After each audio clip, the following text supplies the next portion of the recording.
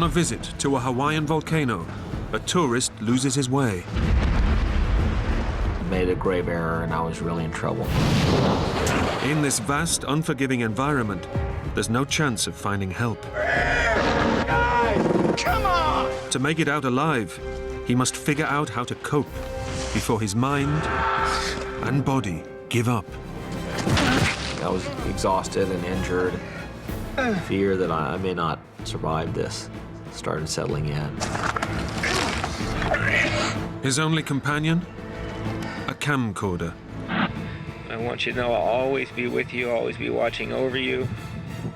This could be the last time my kids hear my voice. I really love you guys. Bye.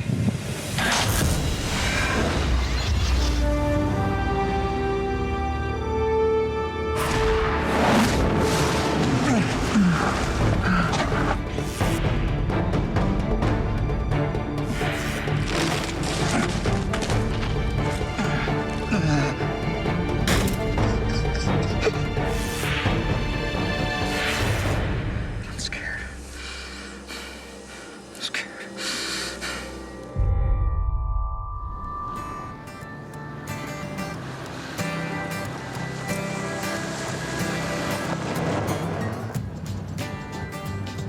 41-year-old Dewey Gadki is adjusting to life after divorce.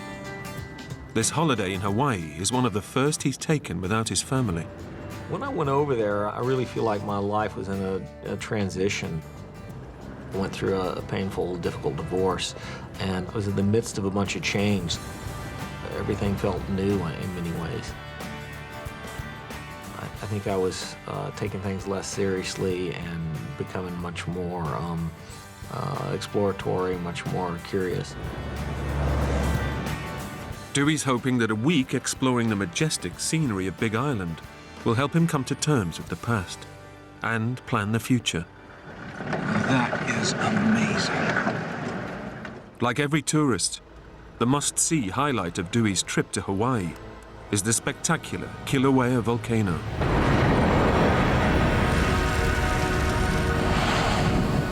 One of the most active volcanoes on the planet.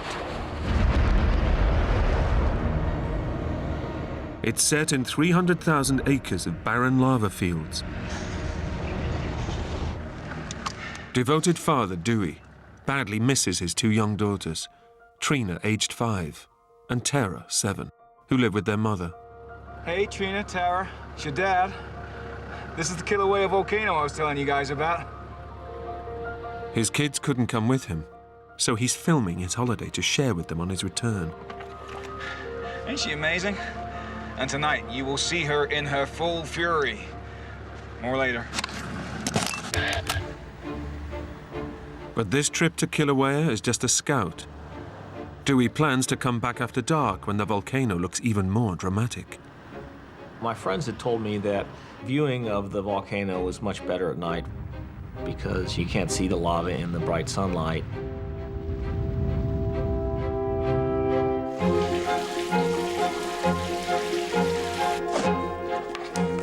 I didn't expect to be out there very long, but the lady at the front desk said, well, it's very dark, you should at least buy a flashlight to take with you. So I put on jeans, good walking shoes, a t-shirt. I put my video camera in a waterproof case that I brought with me, and then I bought a flashlight, and that was my preparation for the trip. Dewey doesn't pack a compass or bottled water for his nighttime trip. He expects to reach the volcano in a couple of hours and be back in his room soon after midnight. I left the hotel and drove in this old road that goes into the national park, 10, 15-mile drive. It's fairly desolate.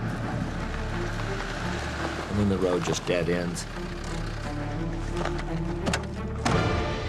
Way off in the distance, I could see the very, very faint glow of orange, of the actual molten lava.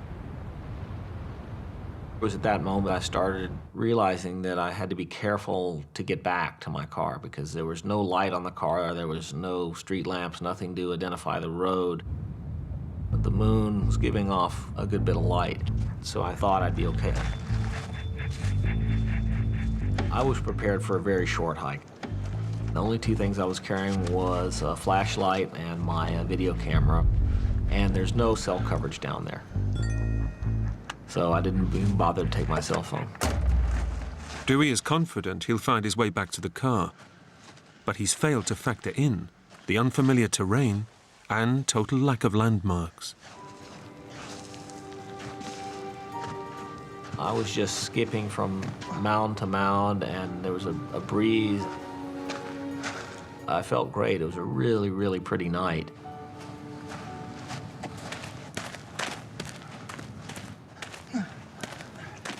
But after 2 hours, Dewey is still a long way from the distant glow of flowing lava. I was like, that orange glow doesn't seem much closer than it did an hour ago. This seems quite a bit farther than they had told me. I thought about blowing it off, but I was pretty committed to actually seeing it and having the experience, so I didn't do that.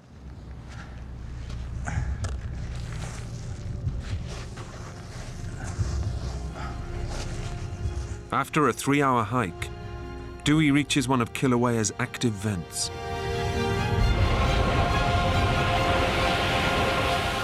Here, molten lava pours spectacularly into the sea and solidifies, making Big Island a little bigger every day.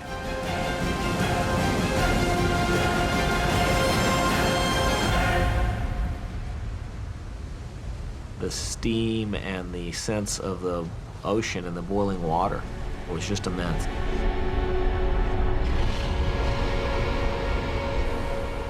To stand next to this and just realize what a small piece of this planet I am was humbling.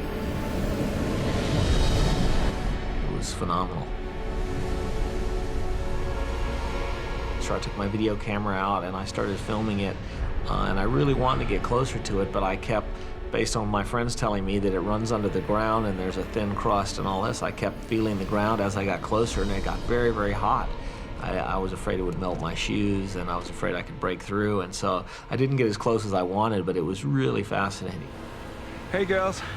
It's your dad. Those lights in the distance? That's the lava flows crashing.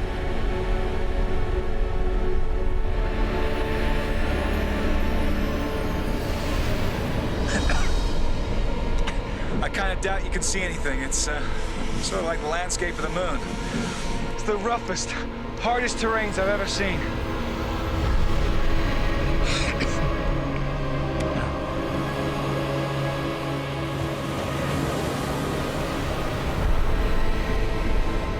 That's it right there, girls. New Earth being created. It's a beautiful thing.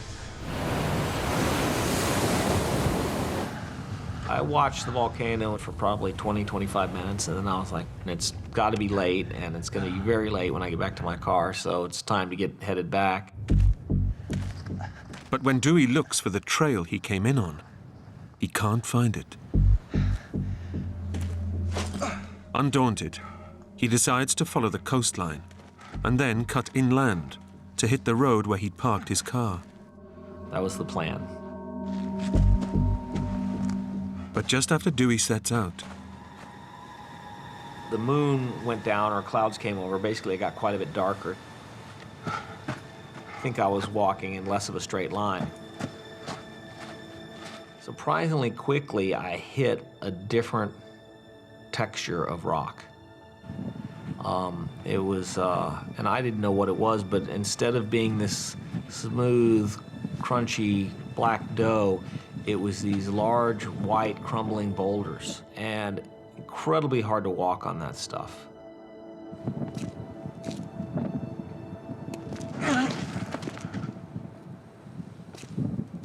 If my thinking had been clearer, I think I would have noticed that I've somehow moved to a different topography, a different geography. Something's changed here. But I just didn't know if this was some strange, I'd seen so many strange formations and strange things the lava had done that it didn't occur to me that this was a bad sign. 3 hours later, Dewey thinks he's hugged the coast long enough. By his calculations, he should be only minutes from his car. Okay, that's gotta be enough. At the point I thought I've got to be past the end of the road, I turned left to walk inland, expecting to hit the road in my car. That's where things started going badly. Dewey's taking a terrible gamble. If he misses his car in the darkened moonscape, he'll be heading deep into 300,000 acres of uninhabited volcanic fields. There was no trail at all. I'm just walking across raw, unmarked lava flows.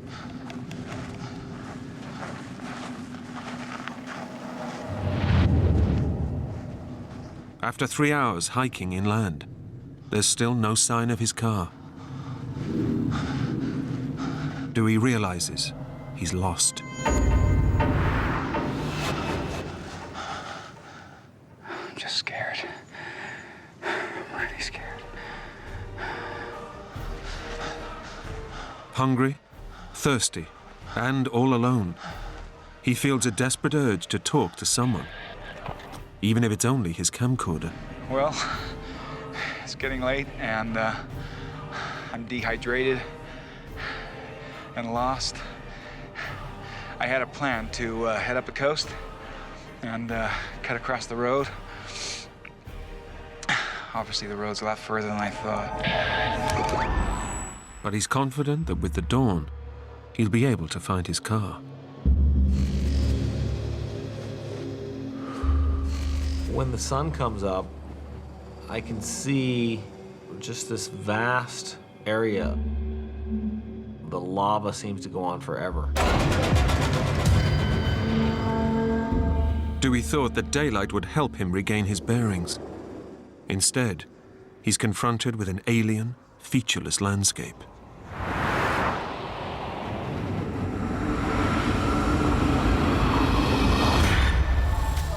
With no mobile phone, he has no way to call for help.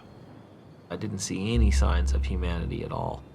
Very alone out there, very alone. Although he doesn't know it, Dewey walked right past his car during the night. Now he's walking headlong into 300,000 acres of empty lava fields.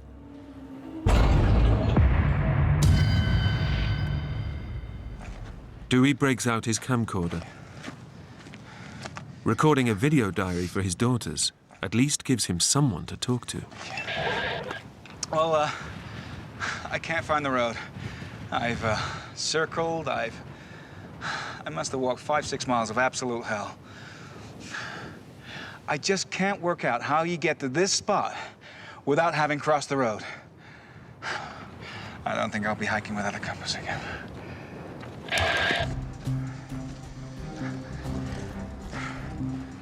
Heading inland looking for the road, I ended up walking on some stuff that was really, really dangerous to walk on. These are crispy shells like overcooked cookies, and every time you step on them, they break. You fall into these holes of crumbly shards of glass-like rock.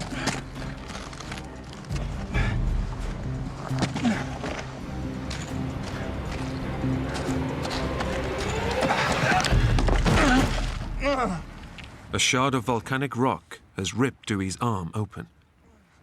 I sliced a vein, and a lot of blood came out. It was really frightening.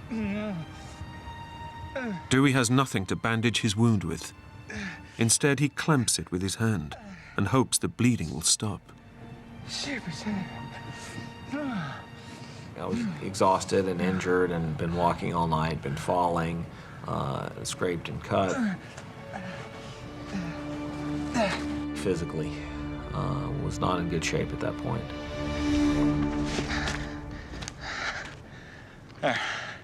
Pretty dumb, huh?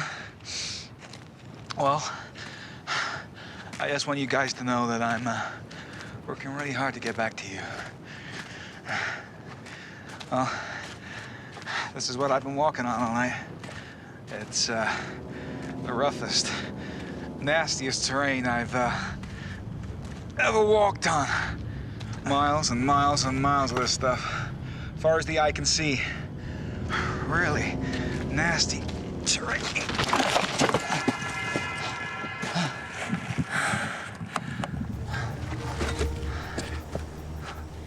Dewey now knows that one more accident and his situation could quickly change from bad to critical.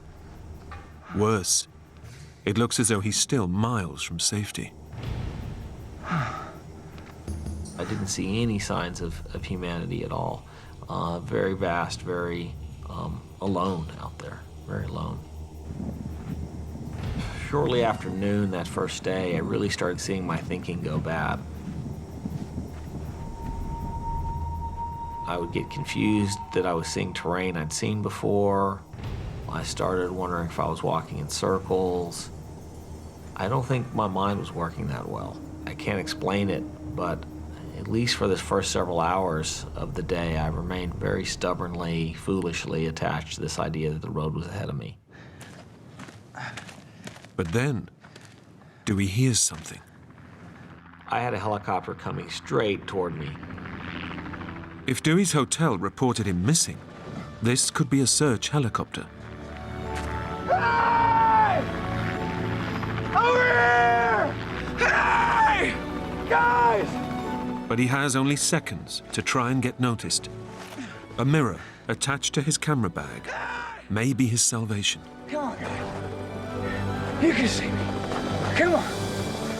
There was this grand fantasy that they would see my flickering mirror and come down and pick me up and fly me out and we'd all go get breakfast. Hey!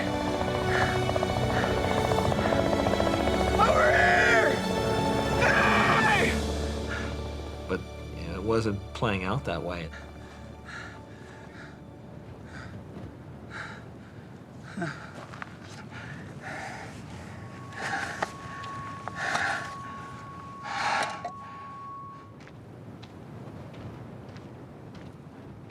When I was out on the lava rock, I was struck by how barren of life it was. There wasn't anything anywhere. No animal life that I saw except for birds. And then something hit my leg, and I looked down and it was a wire. This was the first sign of any sign of humanity I'd seen since I'd been out there. It was like a speaker wire.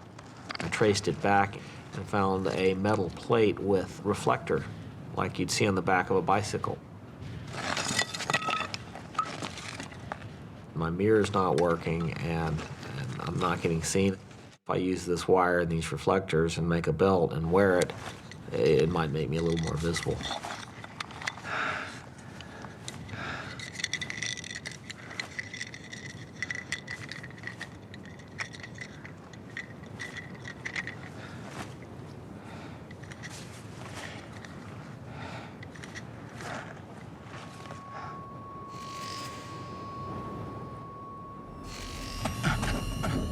Dewey is bitterly regretting his decision not to bring any water from the hotel.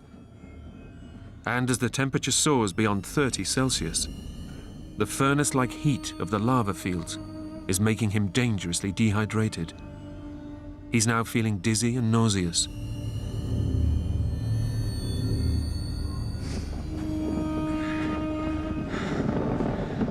Car should be here. Road. I don't think my mind's working that well. My priorities switched. I stopped looking for the road.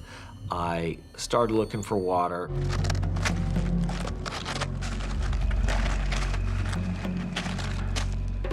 Surrounded by dust and rock, it seems like a futile task.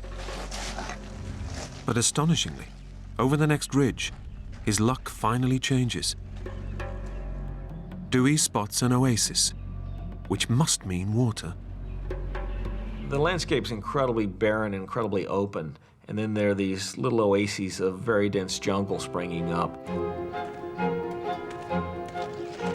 All of this walking I'd been doing, I'd never seen even a tiny puddle, and so I started crawling into these jungles, hoping to find some water.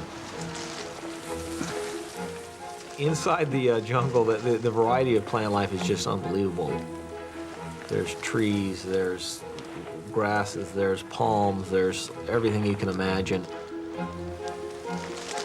And they're growing so closely together, you can't even see or touch the floor. You just bend them over into this suspended net of plants and crawl on top of them.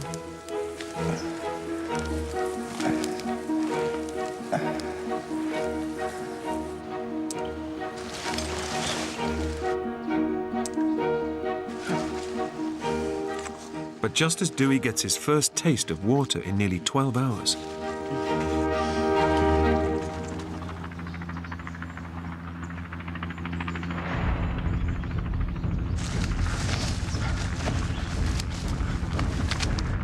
Come on, guys, over here! like the first helicopter, it doesn't appear to notice him. Come on! Throughout the day, several more helicopters pass overhead. Over here! But none of them sees him. Dewey starts to realize that they aren't search and rescue helicopters, but are carrying tourists on sightseeing trips to the volcano.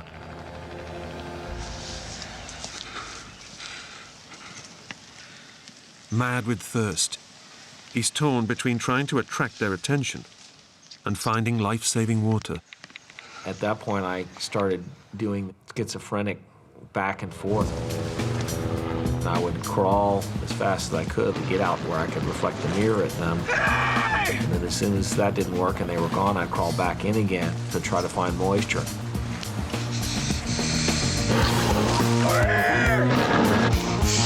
Guys! Come on! I was really operating in very much a panicked way that was just, it was burning up everything I had. Then I look down and the beads of sweat on my arm are as big as the drops I'm getting. So I'm exerting way more energy and water and moisture than I am actually getting moisture.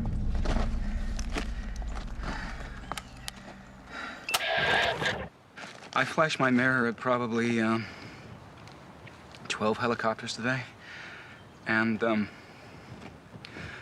not one acknowledged me.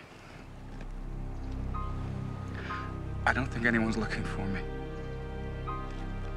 At that point, I started to get really afraid.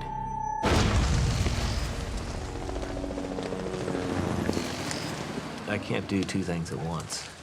I need to find water. I'm going to make it for at least a year without a helicopter, but I'm not going to make it another day without water.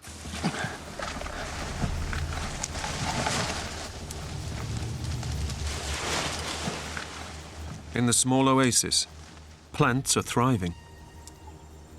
But Dewey can only find beads of moisture, not nearly enough to satisfy his raging thirst.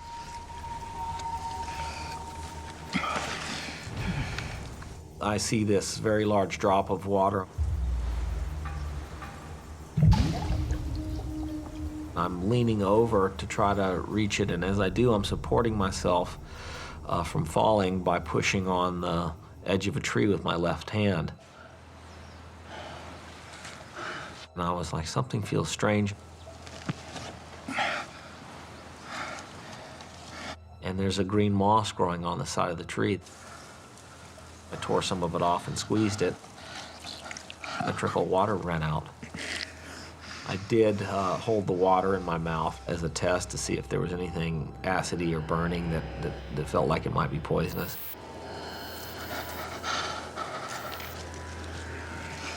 It looks like Dewey's in luck, but he needs to collect more than just a mouthful. My flashlight batteries were dead. I threw them away, and I started squeezing this moss into the handle of my flashlight.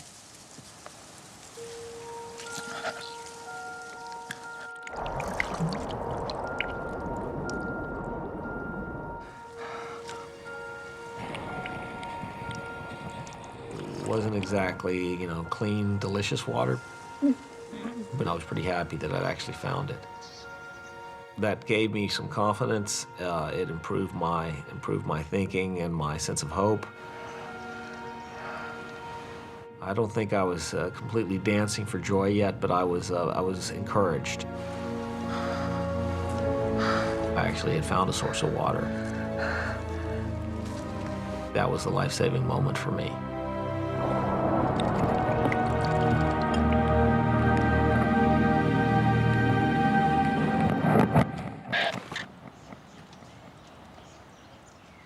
This amazing green moss has furnished me with a flashlight full of delicious muddy water. Muddy water never tasted so good.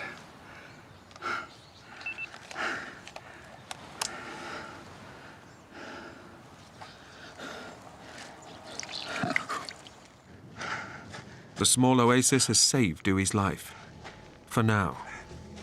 But he knows that if anyone is looking for him, his best chance of being rescued is out in the open.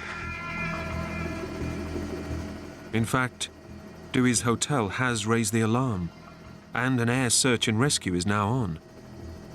But spotting a tiny figure in nearly 300,000 acres of featureless terrain is like looking for a needle in a haystack. As a second night on the volcano approaches, and temperatures begin to plummet, Dewey realizes he must find somewhere to shelter. I felt like I had to find a warmer place because I couldn't sit out in the wind and get any sleep. I found this crack that just went straight down into the earth. It wasn't even a cave, it was kind of a fissure. And I crawled down into there. But it was very frightening, incredibly crumbly. And I was really concerned that if I just bumped to the wall in the wrong way, this thing could cave in on me.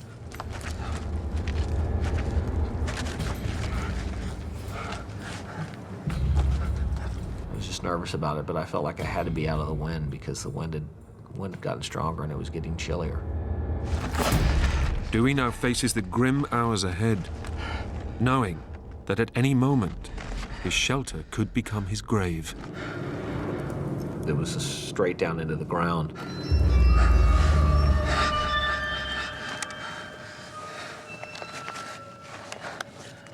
Exhausted and despairing, Dewey is now regretting leaving the safety and shelter of the oasis.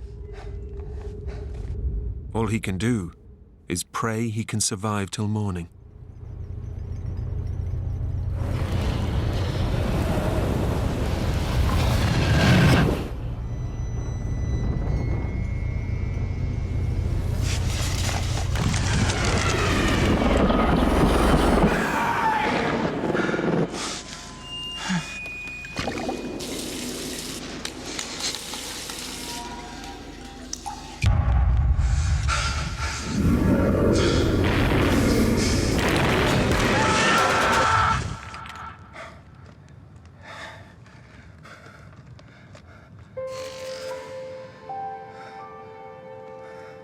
Dewey can see no way out of his predicament.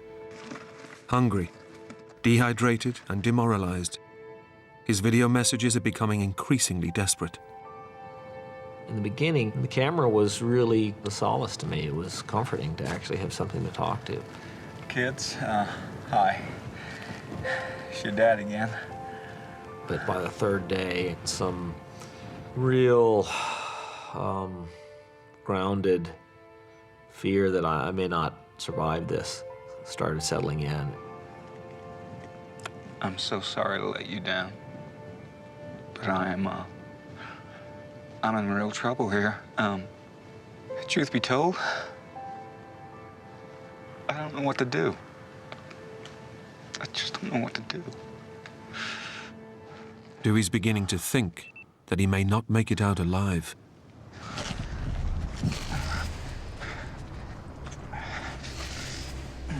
He's chronically dehydrated, and his body is close to collapse.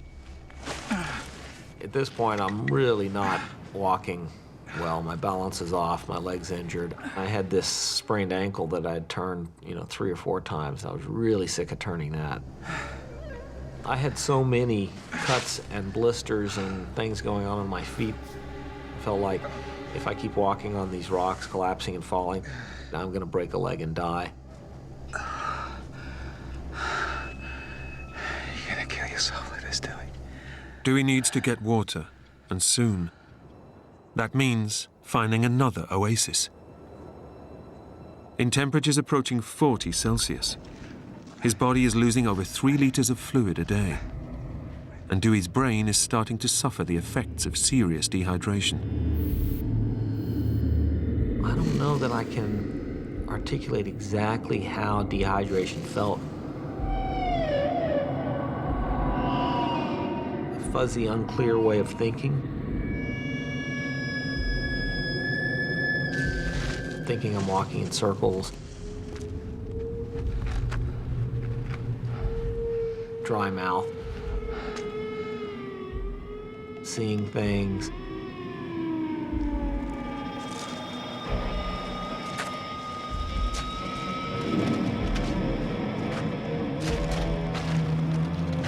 But Dewey isn't seeing things.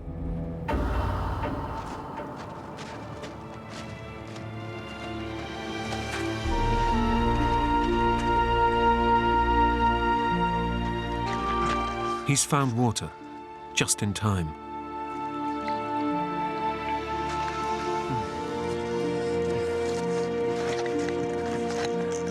Dewey decides to change his plan. Instead of trying to escape the volcano, he'll stay at the water source and pray that someone rescues him. My idea was, yeah, if I can learn to survive, I can make it as long as I have to. Dewey hasn't eaten in 37 hours. He's starving, but has no idea what's edible and what might be poisonous. One thing I had been doing is testing some foods to see if they made me sick and see if they were edible. So if I had to stay there for a long time, I would have an idea of what I could eat to survive.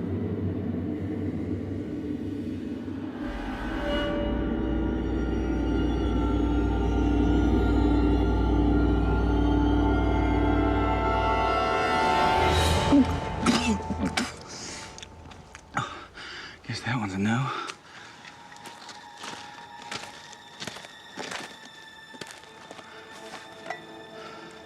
Starving and exhausted, Dewey desperately needs a good night's rest to regain his strength. Calm, Jerry. So I figured I'd better come up with a way to shelter myself. Dewey's life in the city hasn't prepared him for this. So he must dig deep and develop survival skills.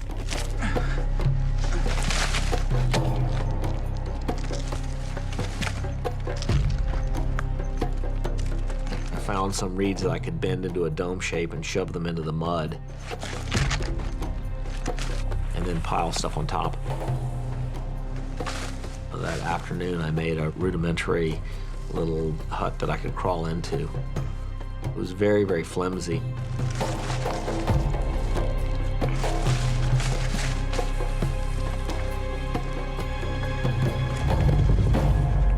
Proud of his achievements, Dewey decides to tell his daughters. Hey, Trina, Tara. You always said you wanted a vacation home, so here it is. I just built this shelter, and I'm hoping it's gonna help me survive. These leaves here, they're gonna help me collect water.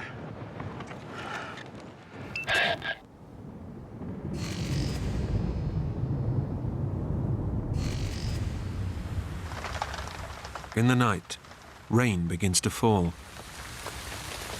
A light shower could fill his leaf collectors with life-saving water. But this isn't a shower.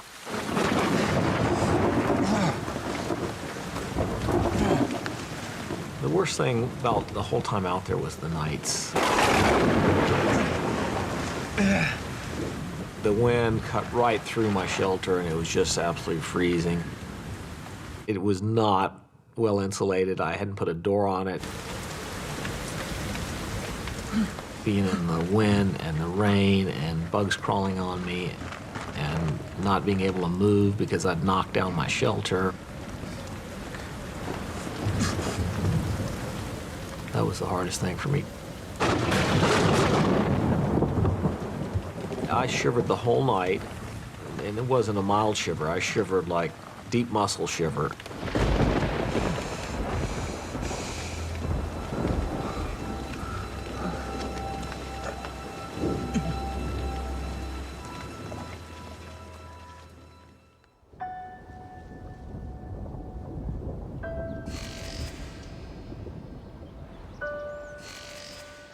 The storm has trashed his shelter and overturned his rain catchers. The third morning, the hunger had set in, the isolation had set in. I'd been shivering all night. I was exhausted. I was injured. I was sore. There was a lot of hopelessness. To make matters worse, Dewey now makes a shocking discovery. I had all these shards of pumice or lava rock or whatever it is embedded in my feet.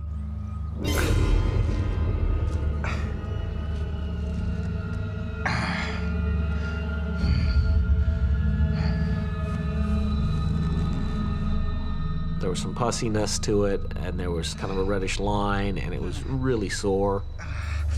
Just a constant swollen pressure inside of it. That's when my idea that I can sit this out, it fell apart. I thought, well, I can sit it out unless I've got gangrene or unless I've got some infection. It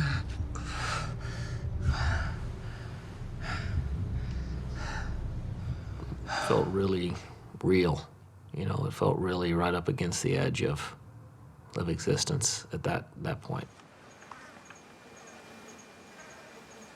After more than 51 hours alone, and with no one to share his ordeal, Dewey's turning to his camera more and more.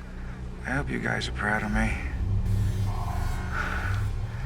I ain't no quitter. I ain't no quitter. I got my reflector belt up in the tree.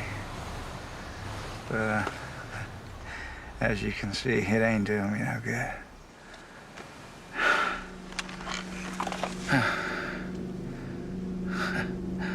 Looks like it's just you and me.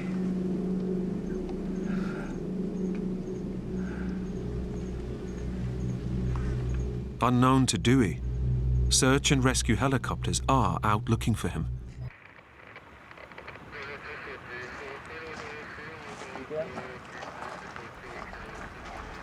In the night, local police have found his jeep.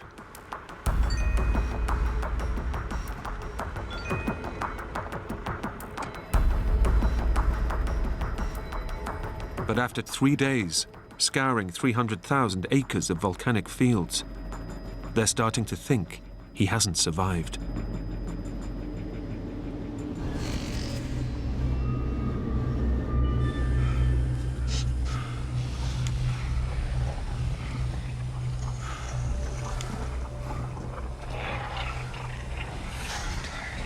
Tired. Real tired. I'm scared.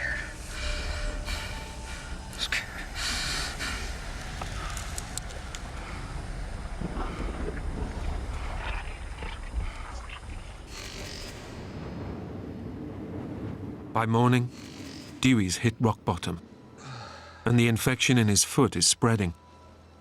The pain is excruciating. Any remaining hopes Dewey had of walking off the volcano are gone.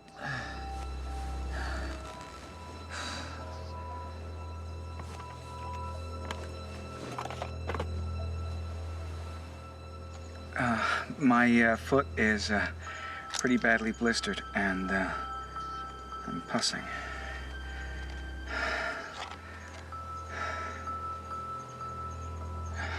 They gotta see me to find me. His only hope is to make one final attempt to attract the passing tourist helicopters. Well, I thought if I could build a large fire with a lot of smoke, might actually attract rescuers. Dewey decides that the lava fields which have held him hostage for 5 days might give him an escape route. If he can use the red-hot lava to ignite a branch, he can start a fire and make a beacon. But to do it, Dewey must brave the volcano's toxic gases. Even brief exposure to concentrated carbon dioxide could kill him.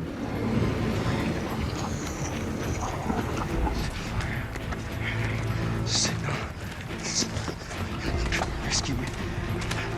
I crawled down into one of these volcanic vents and tried to stick a long branch down into where it seemed like it was a hot area.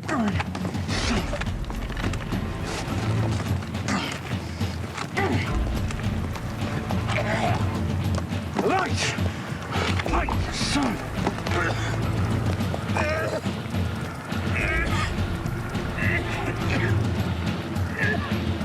Burn, you son of a... After just a few minutes choking in the intense heat and smoke, Dewey realizes he's taking a suicidal risk. There was fumes coming out of there, and I was afraid I was going to pass out.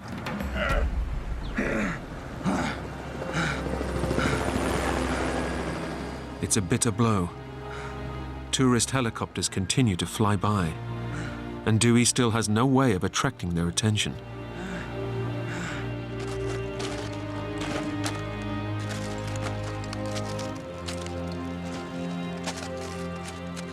I came to the conclusion the only way I'm going to be able to get a fire is if I can get a magnifying glass to amplify the sun onto some leaves. The only place I could think to get a magnifying glass was the lens inside of my video camera. The camera was always my companion, someone to talk to, my connection to the outside in a way.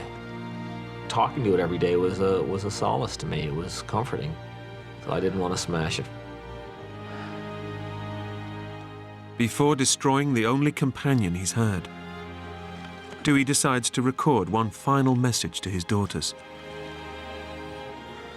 I was thinking, you know, this could be the last time my kids hear my voice.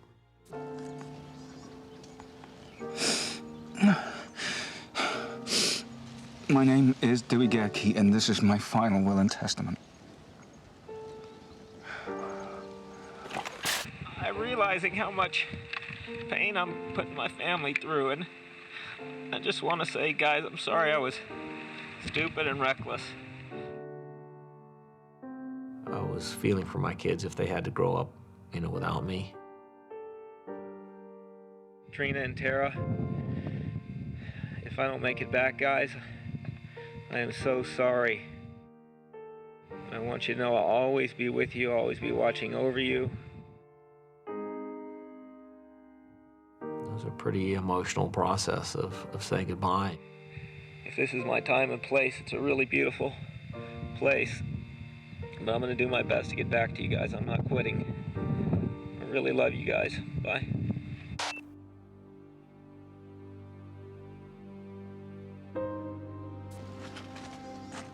But Dewey does have one slim hope. He thinks that if he can extract the glass lens from inside his beloved video camera, he may just be able to start a fire with it. I understood that I was taking that film out, putting it in a waterproof case and hanging it on the tree for someone else to find.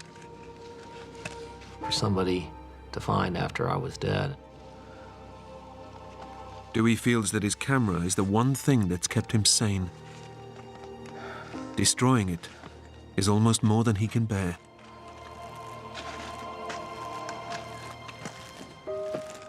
But I figured I needed to. I needed to, you know, make the hard choice and try to find a way to stay alive.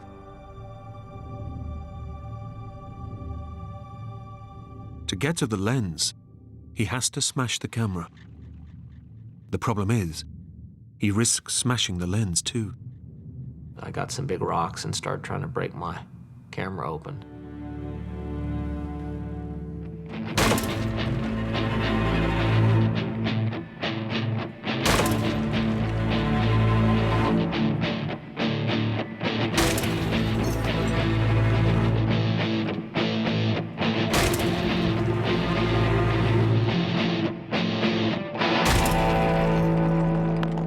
I couldn't get anywhere.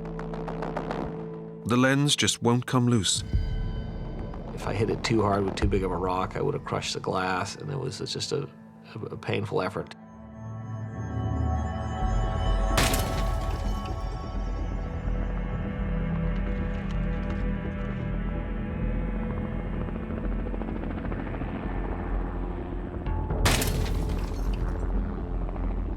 heard a helicopter.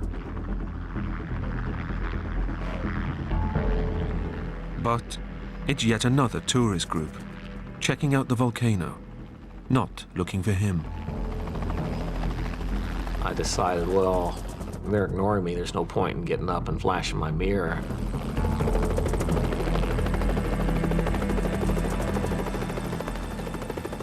But it flew right over to me, and I was like, is it possible that they actually saw me this time? And started circling me, and it was at that moment that I totally knew they saw me.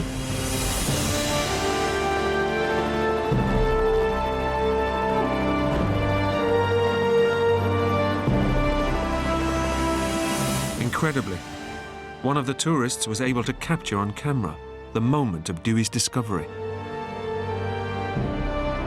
Yeah, he needs help. He's waving you down.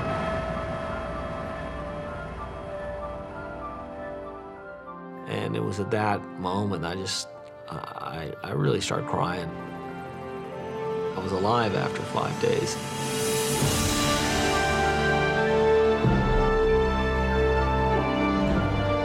Had this huge kind of release of all the fear and all the desperation I've been kind of keeping somewhat at bay. And it all came busting forth, and I just sat on the ground and I cried and I shook.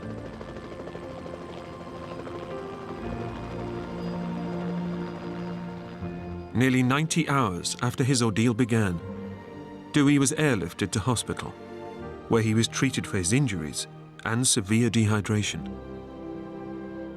4 days later, he returned home to Austin, Texas, to be reunited with his daughters.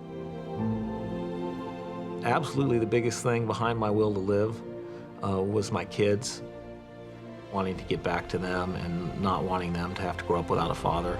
Dewey owed his life to the young, inquisitive tourist who spotted him, Peter Frank. He said, thanks a lot, you saved my life. And then he asked me for my home phone number and stuff. And what did you say? I said, it's cool. Peter has remained in touch with Dewey, Trina, and Tara ever since.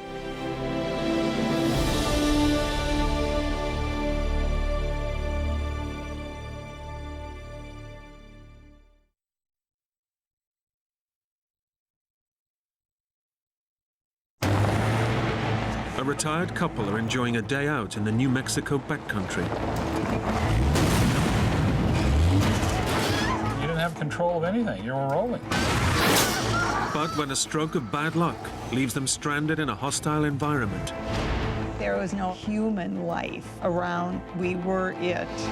they're faced with a grueling hike back to civilization.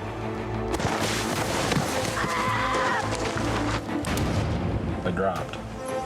But in this unforgiving environment, a simple hike becomes a desperate fight for survival. It was excruciating. She didn't have a lot left in her.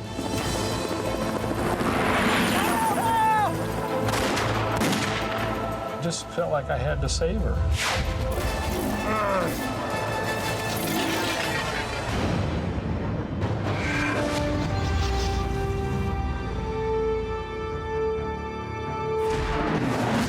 Go ahead.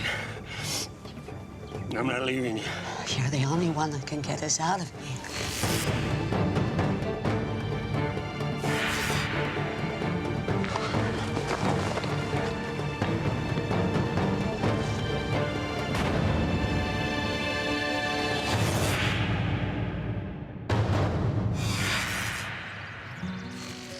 Tom and Linda Bosworth are enjoying a carefree retirement. Today, they're looking forward to a day out. You coming, honey? A drive and a picnic in the New Mexico wilderness. Hey, put that down. That's for lunch. Tom and Linda have been married for 32 years.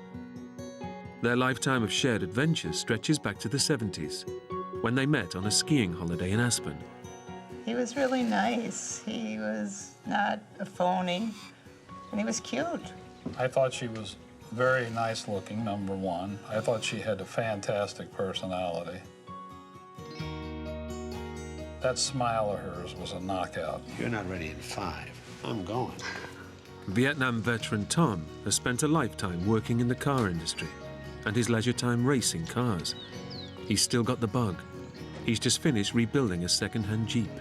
Tom refurbished the entire thing. Tom loves a thrill. I've always loved cars ever since I can remember. I always took things apart. It's the middle of summer, and Tom wants to test his creation off-road, out in the New Mexico backcountry. Linda's going along for the ride. Okay, action man, I'm coming. And I remember looking to see if there was any treat in the freezer we might like for dessert, and there wasn't.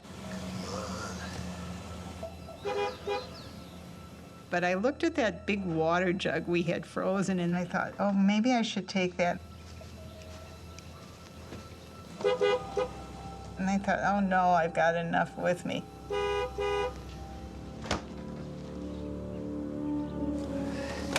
Let me give you a hand. That's fine. Right. Ready? Let's go. Well, it was a beautiful day. I thought it'd be fun to do. I thought Linda and I would really like it. This was to fall in love with the mountains in this vehicle. Glad you came, honey. So am I. Wouldn't have missed it for the world.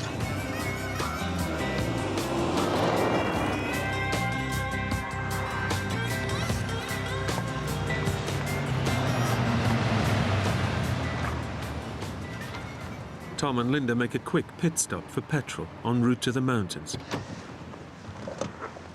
We were filling up with fuel. I called my sister Hi, Barb. It's Linda. and told her what we were going to do, and she said, "You're crazy." Excited. Tom, I mean, what do you think? He's like a teenager again. She knew we were going off-road, but she had no idea where we were going. It doesn't occur to Linda to tell her sister exactly where they're going. I'll talk to you later. Bye. Who's that? Sis. Ready? Ready when you are.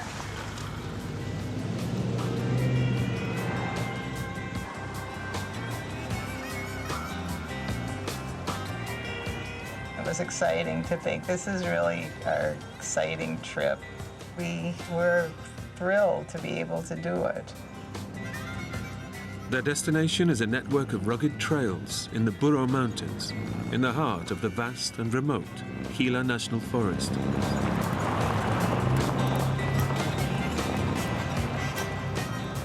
You're out in the mountains. It's beautiful. New Mexico really is a land of enchantment. The couple love the great outdoors, and Tom can't wait to see how well the vehicle handles on the dirt tracks of the Saddle Rock Trail.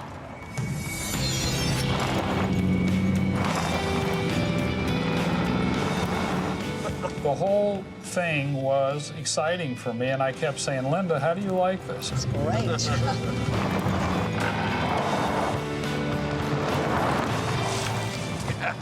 Look at that.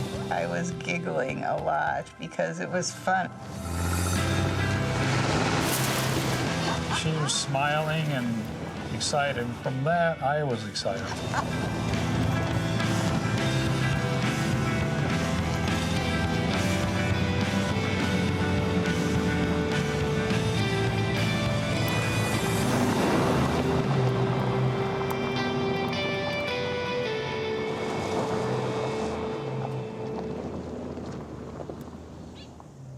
After their picnic lunch, Tom and Linda take in the isolated splendor of their surroundings.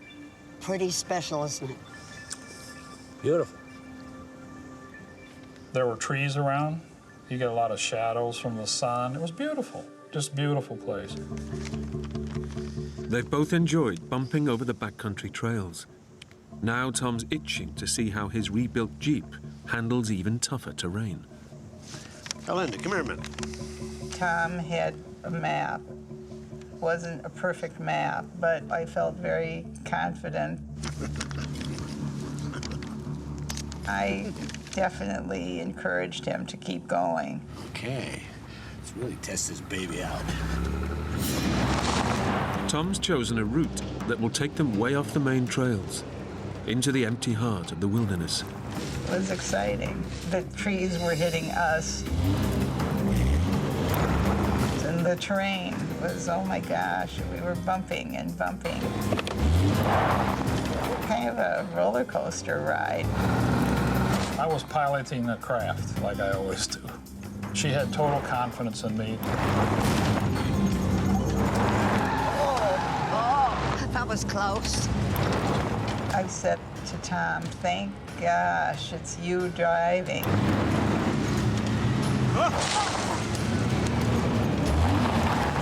And then The Jeep just rolled.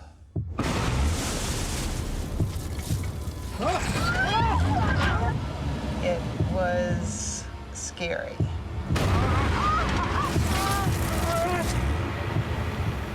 What in the world is going on?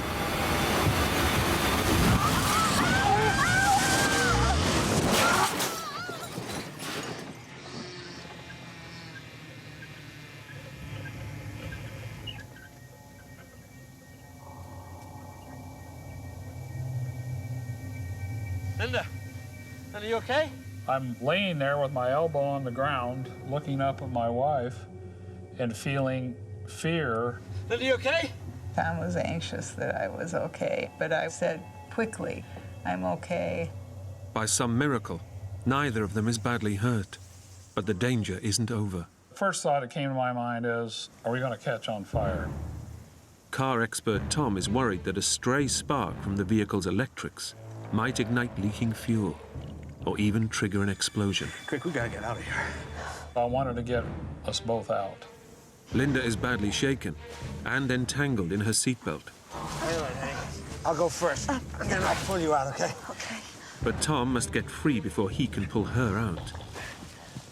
I began putting my feet on the dash, the seat, the steering column, and then I got out.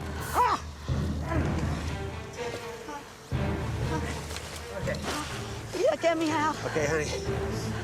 I was anxious to get out of that vehicle. Hang on to my arm. I'll pull you out.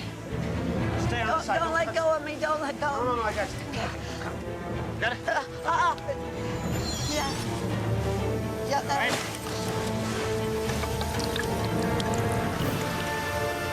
Got it? Yeah. Yeah.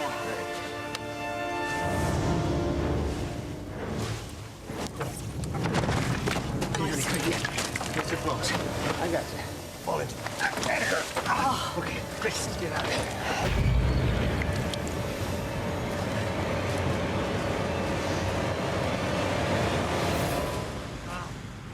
That was very scary. Tom and Linda have had a lucky escape.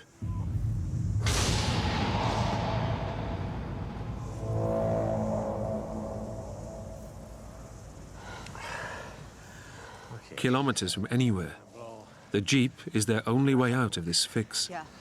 You stay there, yeah? Once he's sure it's safe, Tom tries something new. I thought, if I can get this back upright, we can drive out of here. I tied it to this little dumb tree, and I hooked that to the bumper, and I started ratcheting it.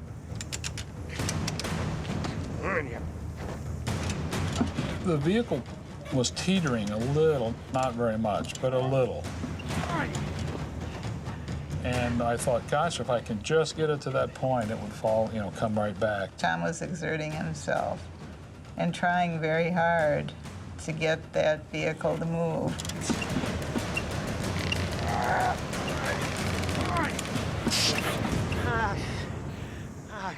I tried to move it. It was wasted, futile, but I had to try it. I'm sorry, honey, I can't do it.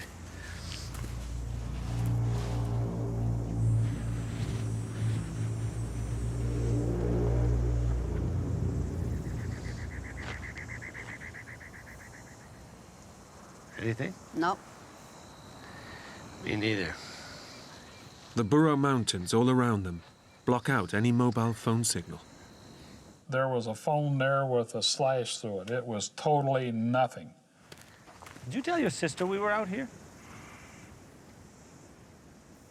No. I didn't tell her where we were going. I didn't tell anybody either. So nobody knows where we are. I guess not. Tom and Linda's fun day out just turned deadly serious. They didn't tell anyone where they were going. And in this remote spot, many kilometers from the highway, the chances of them encountering a passing hiker are vanishingly small. We were in a very remote place, no tracks of any human life around us. We were it.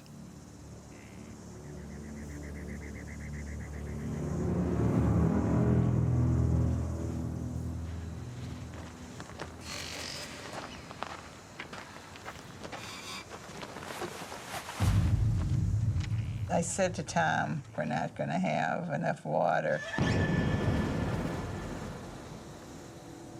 Very profound statement. We don't have enough water.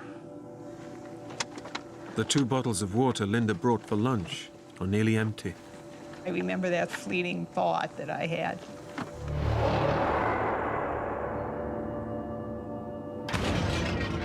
It came back to haunt me.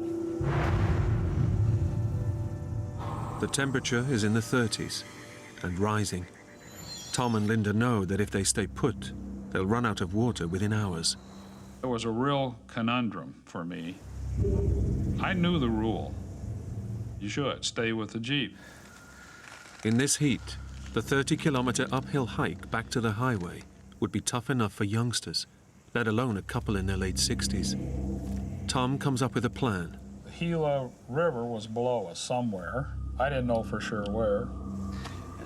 If they hike downhill, they can cross the river and join the highway at a different point. Before they set off, Tom packs one last essential bit of kit. In the back of the vehicle, I had a pistol. It was a .357 Magnum. The main reason I carried that pistol was mountain lion. Also, there was brown bear around, and I had 2 bricks of ammunition. An hour since they left the crash site, and the mid-afternoon temperatures are soaring towards a punishing 40 Celsius. The heat was intense. It's right in your face. You okay back there, Linda? Yep, you? Fine, hon. And that took a lot of steam out of us. You get ahead of me now. The terrain becomes increasingly perilous. Keep going, honey. We turned and started down this trail. It was very narrow. And off to the left was a drop-off.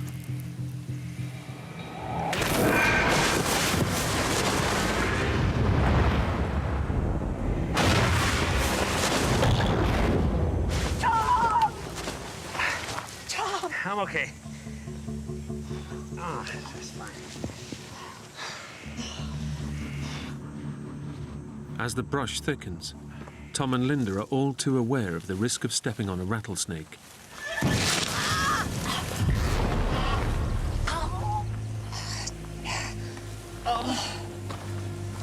Let me see.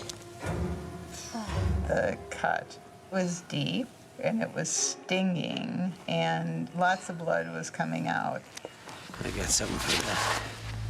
It's a nasty cut, but they can't let it slow them down. With the light fading fast, they're desperate to reach the river before nightfall.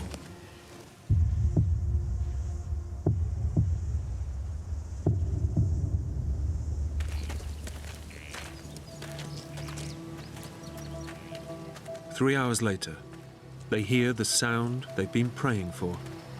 You could hear the river, and I felt that we were going to get out.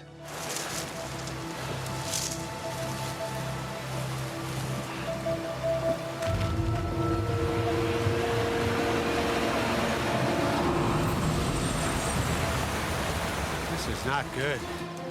This is not what I expected at all. But instead of a crossing point to the highway, they face a raging torrent and unscalable cliffs. It's a dead end. The water was high, flowing fast. There's no way just to walk across it. It's a devastating blow. But after hours with barely any water, at least they can quench their desperate thirst. Water was paramount. But Linda, she didn't want me to fill the canteens with that water. She was very concerned about Giardia poisoning. Giardia is an intestinal parasite that lives in water contaminated by animal feces. In humans, it's treatable and hardly ever fatal. But Linda is adamant. I wasn't about to drink that nasty old water. I just said, oh, to hell with it. I drank it. But I wouldn't do it. That was the argument Tom and I had. We have to drink it, Linda. It's all we got. I'm not drinking it. Tom knows that the river water could spell the difference between life and death. That was very discouraging. I know she needed that water, but she was so afraid. As dusk falls, a more immediate danger confronts Tom and Linda.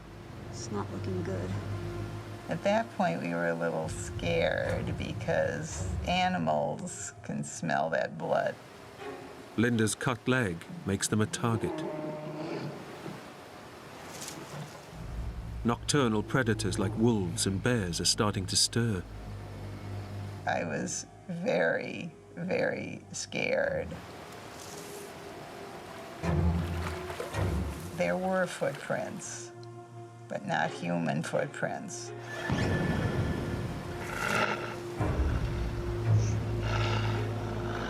We knew that the animals must come to this space because it's easy access to the water. There are mountain lion around there are bear around there. If an animal sees that you're weak, a predator, it would attack. Tom's glad he brought his handgun, but he can't stand guard all night. I don't want to stay here, Tom. Wanted to get the heck out of there. All they can do is retrace their steps to the abandoned Jeep, the only shelter from predators. It means an arduous 8-kilometer climb, a major test of endurance for the exhausted elderly couple.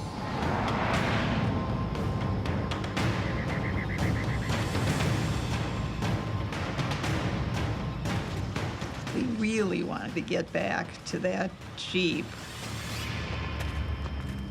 More than 4 hours later, totally worn out, Tom and Linda finally make it back to the crash site. Let's get some rest.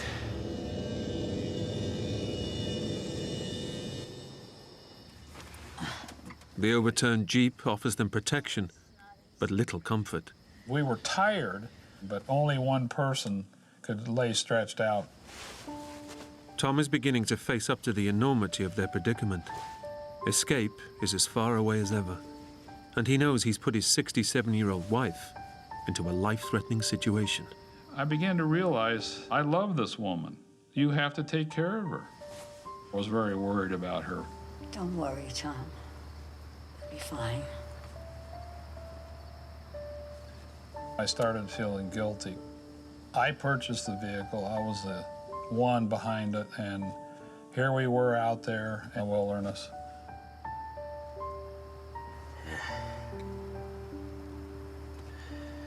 Go back to sleep, honey.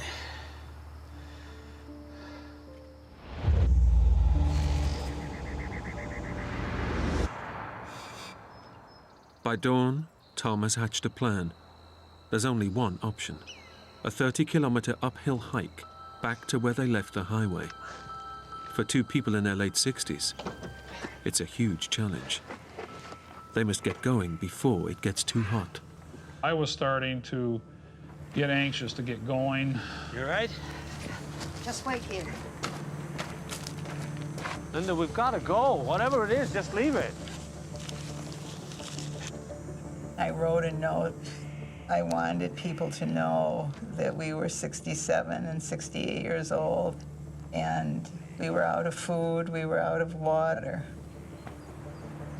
Linda. I knew that we had to leave that note on that Jeep so that if some miracle happened, at least someone would get to know where we were. Okay, we can go now.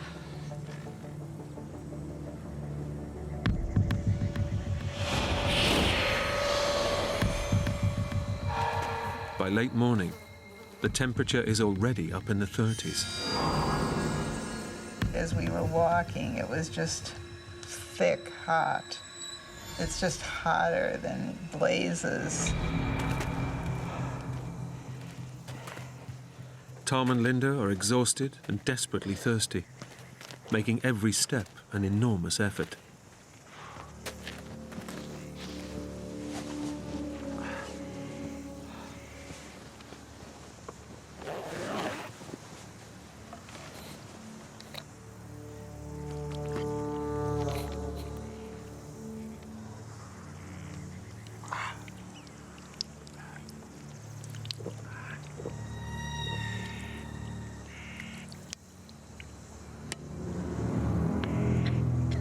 When I ran out of water, the reality truly hit that this is a dangerous, dangerous time.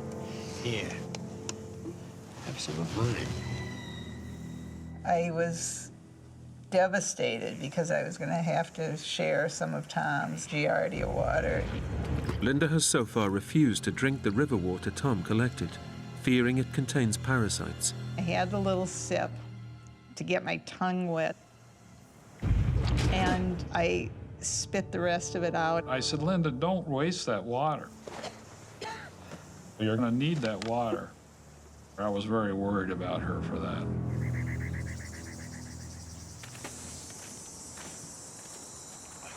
As the temperature reaches nearly 40 Celsius, Tom and Linda are losing a staggering 10 liters of fluid a day.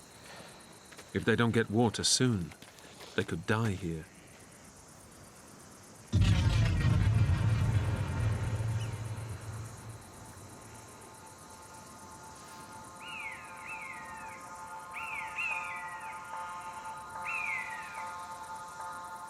I looked up, and here's this huge, big bird flying over us. Buzzards, Tom. And I thought, gosh, we got to get moving here. That was very scary. If we don't get out of here, if we don't get water, we're going to be there at dinner.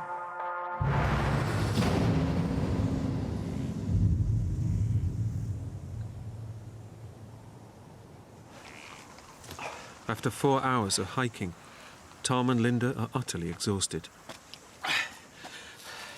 Let's rest a while. I knew then that we're starting to fade a little bit.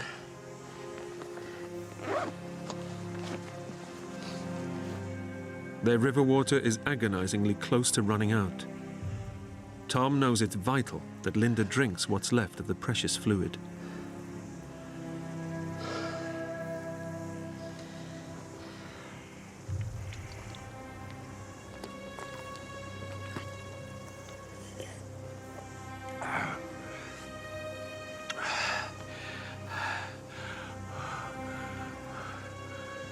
Tom is blaming himself for putting his wife in such a desperate situation.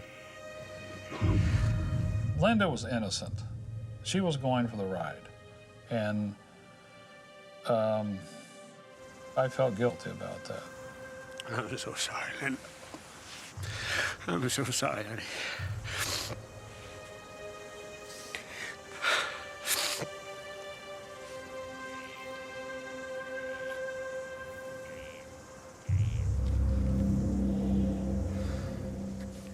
If Tom and Linda don't find water soon, the outcome is brutally simple.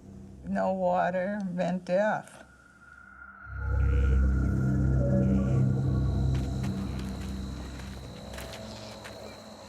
I was starting to realize that I was weakening faster.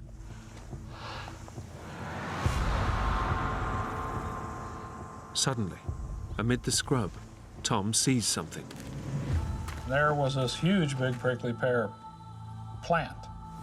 And I said, Linda, you know what? We could eat some prickly pear here and maybe gain some liquid.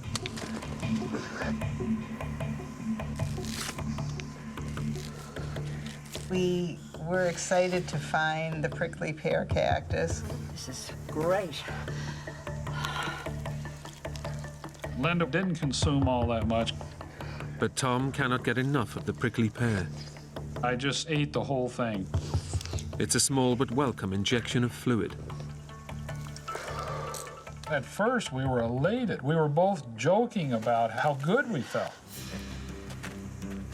Both of us felt extremely energized. Wow, this is great. We're moving. We were really walking fast.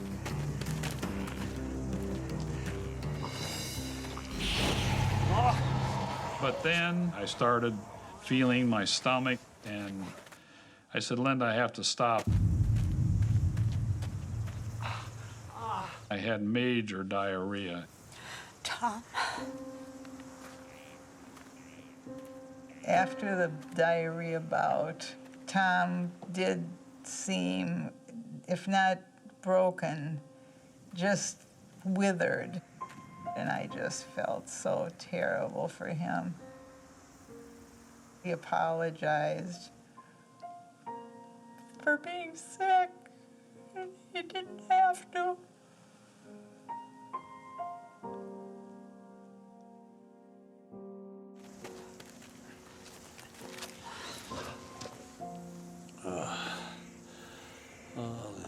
I felt terrible for him.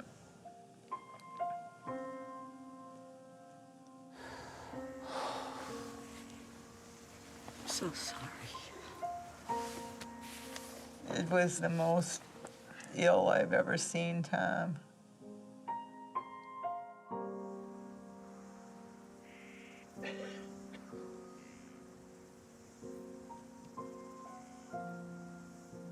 Too exhausted and dehydrated to move, Tom has a desperate idea. I had just gone through that diarrhea bout, and I said, Linda, can you drink your urine? And I said, we got to plan on doing that because we cannot lose liquid.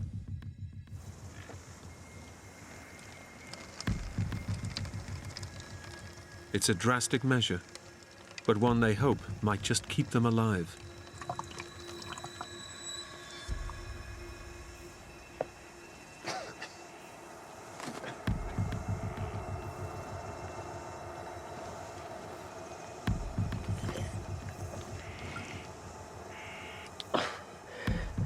The taste in your mouth is awful. But after a while, I found you just chug-a-lugged. At that moment, I felt that it was one of the only things we could do to save ourselves.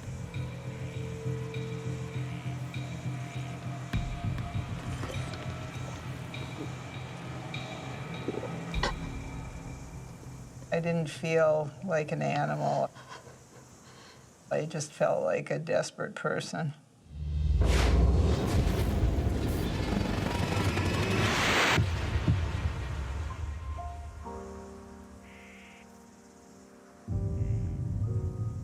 Tom and Linda know they should have hit the highway by now.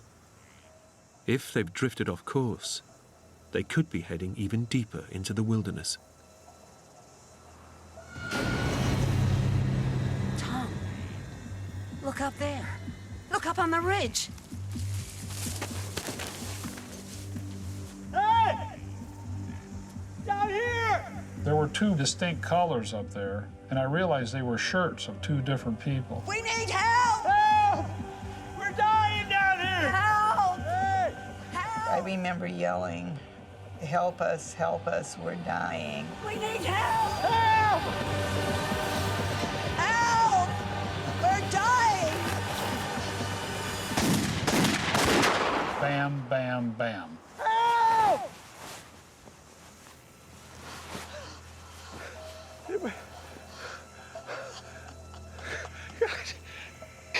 And then nothing.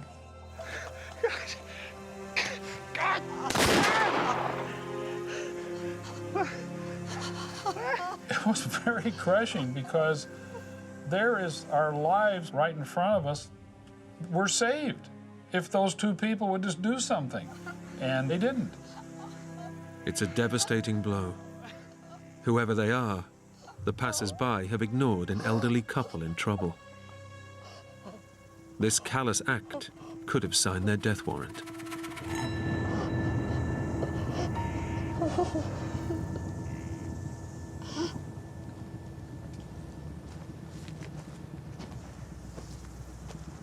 As they push on in search of the highway, severe dehydration is now playing tricks on Tom's mind. We were dehydrated. We were very dehydrated, and my mind was not near as sharp. We were starting to lose orientation.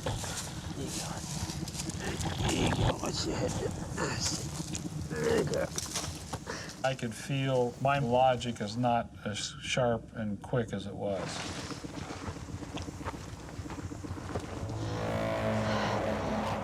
And I was definitely weakening.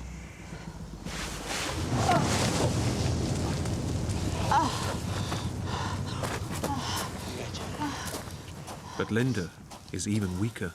Sorry. We were so dehydrated by then. And the energy and strength level was fleeting. Linda was so fatigued, she just collapsed. And I had to rest and lay down. That's it, Tom. I can't go any further today. I gotta stop. Okay, sweetie. As it's close to dusk, Tom decides all they can do is hunker down for a second night in the wilderness. We were so fatigued, we just wanted to sleep.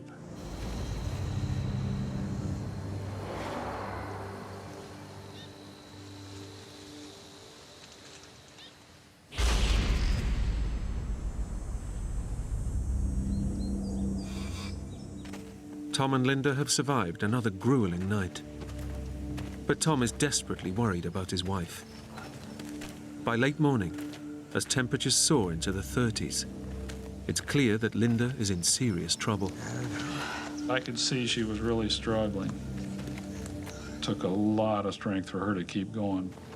She's had nothing to drink for more than 24 hours. I realized that Linda had lost her gait. And she was leaning on that stick more and more. 67-year-old Linda is paying a terrible price for refusing to drink the river water. I was feeling a terrific pain in my back. Every time I took a step, my back was just killing me. The pain is a terrifying sign that dehydration is causing Linda's kidneys to fail. If they shut down completely, she will die. Linda was starting to become weak. It was starting to get real scary.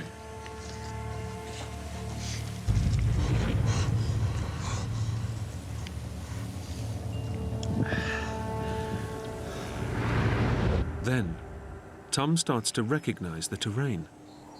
Coming into Saddle Rock, we had passed a huge ranch. There's got to be a ranch around here somewhere. I could see on the map the hiking trail. I think you must. And I said, maybe we'll come out near that ranch. Tom decides to head downhill, praying it's the right direction. Finding the ranch could be Linda's last chance.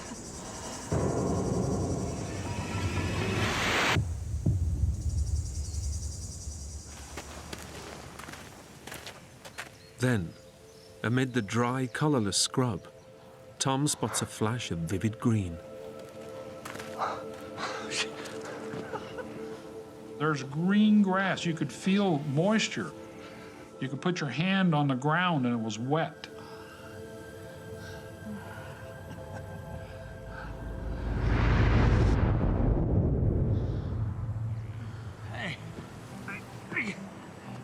Tom knows there has to be a water source nearby. I'm an engineer. I knew this was a wellhead, and there's got to be a way to get water here.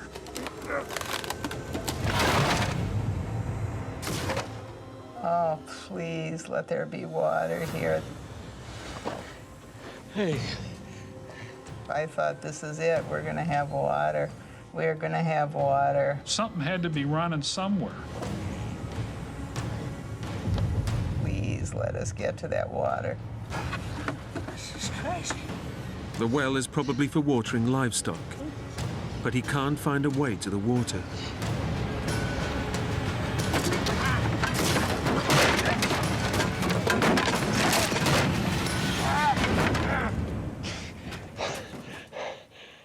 It's an agonizing moment. Tom knows he's just meters away from water that would save Linda's life, but he just can't reach it. It was so close, but not there, and it was very frustrating to me.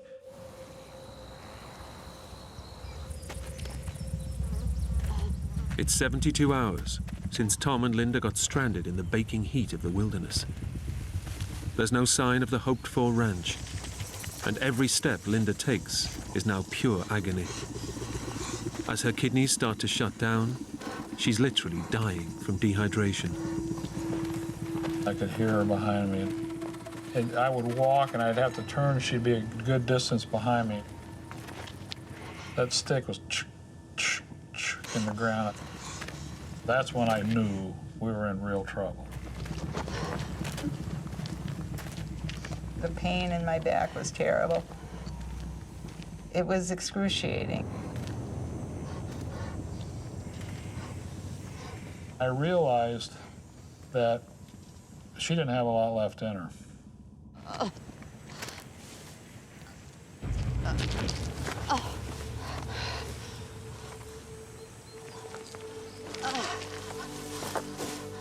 He begged me to get up and keep walking, but I just couldn't do it. I couldn't do it anymore. Let's just rest here a while. I can't do this, Tom. And I said, Linda, come on. We're going to make it.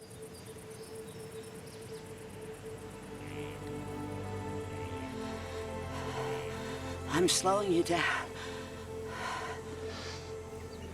I didn't like the sound of those words. I didn't want her to give up. Don't be silly, Linda. You can make it. And I said, I love you. We've had a wonderful marriage. It's been a great ride, but you have got to leave me. No,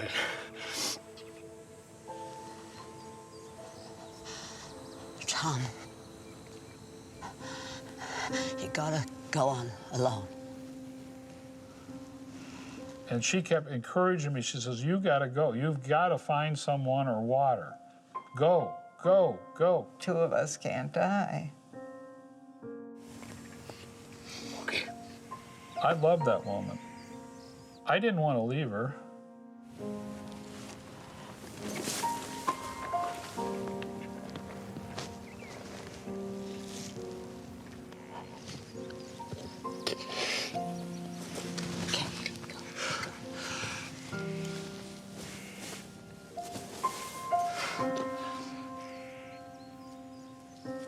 It was very emotional for me. Very, very hard to leave. That was Linda.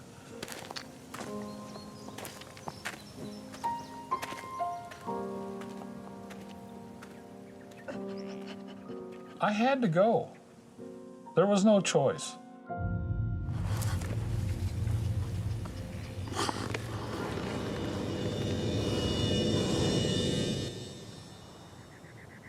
A few hours later, and with Linda far behind him, Tom pushes on. If he doesn't find help soon, he knows he may never see her alive again.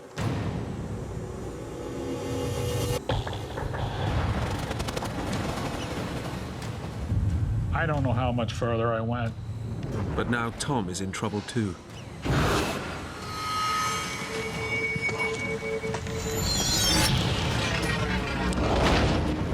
I dropped.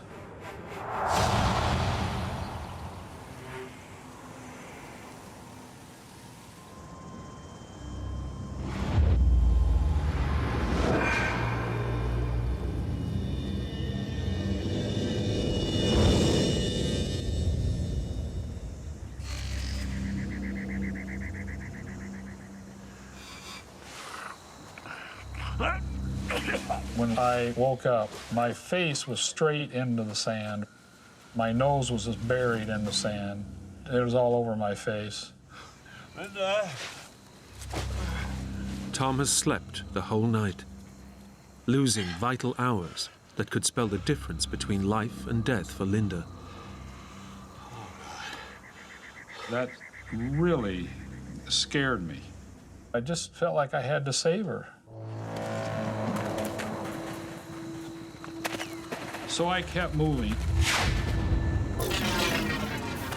But I couldn't walk a straight line.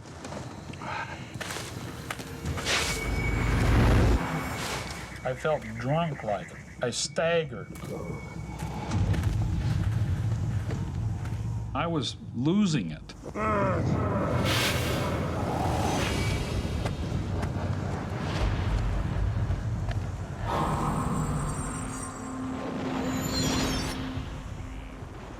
After his 4-day ordeal, the 68-year-old Vietnam vet's body is finally giving up, and he's now losing control of his mind.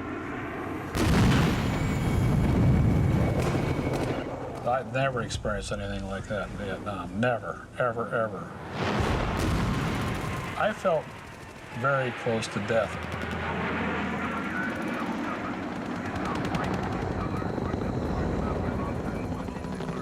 The thoughts started coming into my mind. Tom, this is your last day on Earth. And I began to realize this is it.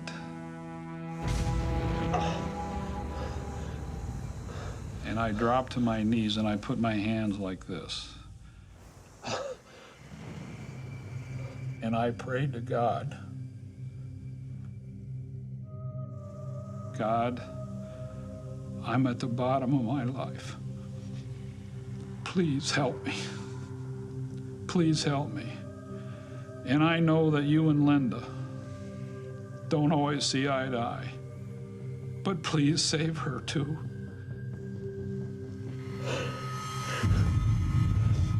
I just said it right out loud.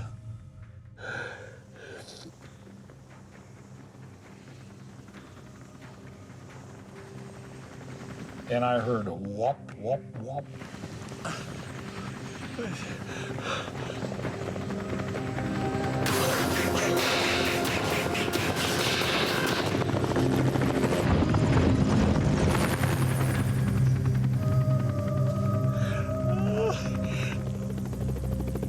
And then it looked like they were going away from it.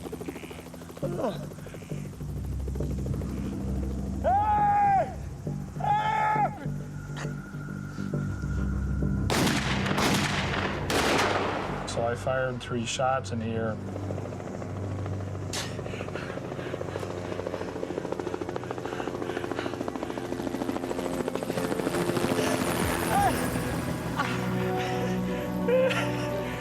And right up there was that young medic waving at me.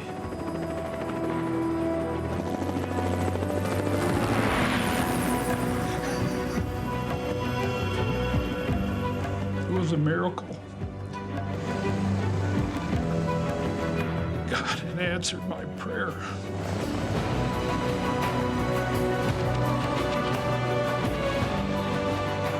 I cannot describe the feeling that is that you're alive and they're going to save you.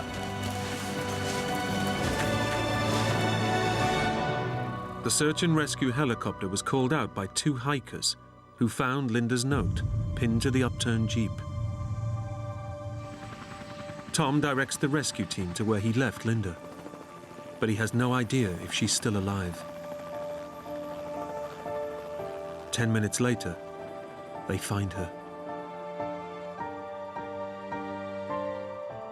And I look over, and there is Linda laying there. I looked at that medic, and he looked at me, and he did this. He did this. I'm sorry. Linda was alive. Hospital treatment saved Linda's life, but the ordeal left a serious legacy. Dehydration destroyed most of her intestine, and she now needs an intravenous drip to survive. This happened to me, and I've got to make the most of it because I've got a lot more life in me. I still, to this day, feel guilty. I have to work on that all the time. I love her so much. I will always take care of her.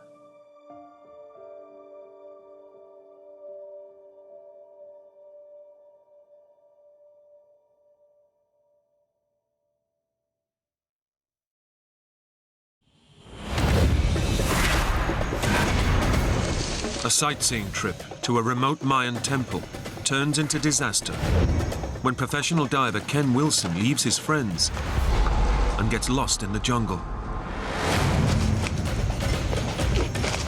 I have no sense of direction, what's east, west, north, south.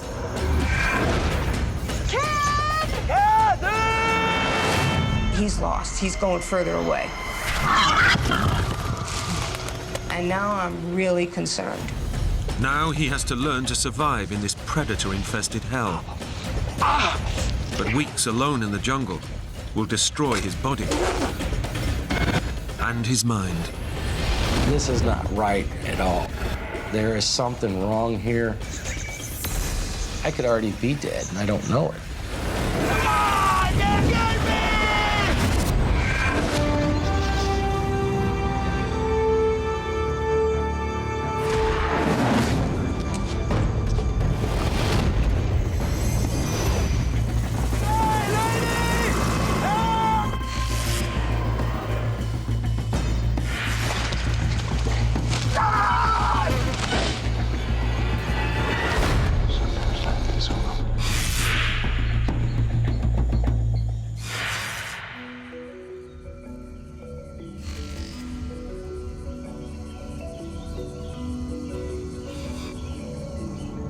Hey guys, how you doing in the back? I'm hungover, it's your fault. How many beers did you drink last night?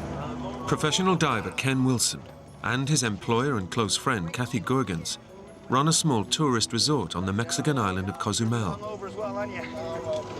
We sell fun. You're taking people to do something they love every day. And that's when people are happy. And that's the best time to be around those people is when they're happy. Ken, tell them about your first dive. Oh, Kathy, yeah. Well, I used to tend bar in Bon Terre. For Ken, this was a chance to quit his job in construction, to do what he loves best, scuba diving. It's probably one of the most peaceful things you could do. You're totally weightless. It's almost a form of meditation. We'd love to take you diving, Ken, but you're wearing your wetsuit on back to front. Ken is like, I would say, something that you find like a rock and you think, oh, this is pretty, I'm gonna keep it. And then you shine it up and you find out he's a gem. Today, they're taking 2 of their customers to see the ancient Mayan ruins on the island. All right, let's check it out. Here we go. It's the last day of the holiday, and tomorrow they all return to the US. Hold on. We had 6 lovely days of diving. On the 7th day, we decided we'll walk around the ruins, work up an appetite, go have breakfast. Hey, you want a guide? No talk gracias. But I'm a good guide. No talk gracias. I'm the best guide ever. The Mayan ruins are all that remains of a lost civilization that lived on the island over 1,000 years ago.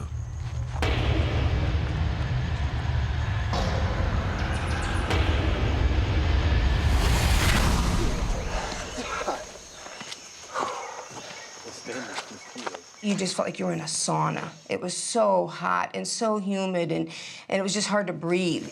And then the mosquitoes were just so bad. Well, this certainly isn't the one in the picture.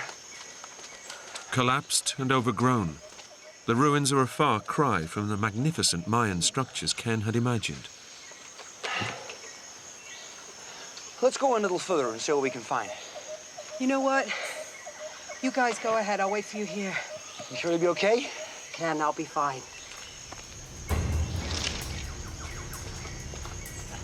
We began to work our way out through the ruins, and of course now it's about 11 o'clock and the heat's really building up. Look, Ken, I'm sorry. I'm going back. It's not long before the other 2 have also had enough of the oppressive heat. Don't worry about it. Don't worry about it. Me neither. I said, well, I'm going to walk on about another 15 minutes. And I probably should have stayed with them, you know.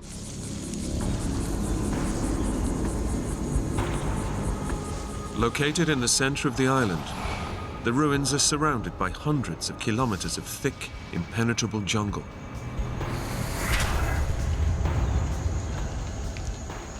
At that time, there wasn't any signs, there wasn't any markers, and it was pretty grown up. Ken is determined to find the ruin pictured on his ticket receipt. But he's having no luck, so he decides to head back. I need to get back. Catherine's hot. She needs to leave. We need to go back and get something to drink. But it's not as easy as he thinks. All the paths look the same. So I crossed yet another intersection, then another intersection. It became a little confusing about which fork of this I was taking, so I began to explore off this branch, and I would come to the next intersection, and this is not familiar.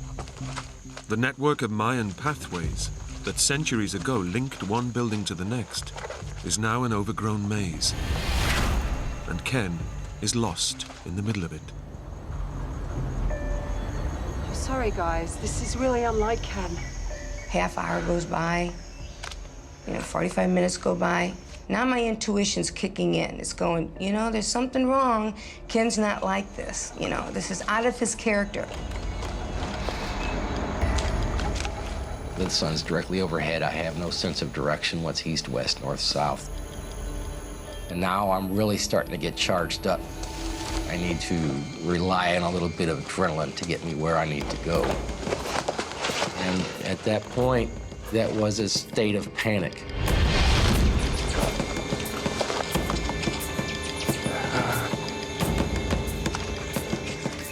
Then all of a sudden, an hour goes by, an hour and a half, and I said, that's it. There's something wrong here. Kathy!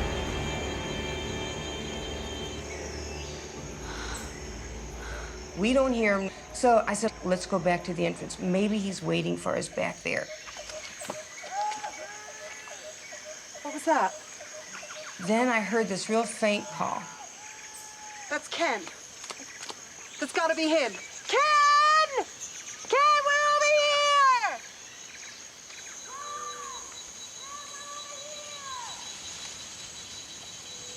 Kathy! And I said, you guys hear that? And they said, no, what? And I said, just listen. Let's just sit here for a minute. Just listen. So we all listened. And then all of a sudden we heard that call. I said, see, did you hear that? Yeah, I did. Call back. I know that's Ken. He's lost. I heard him call back.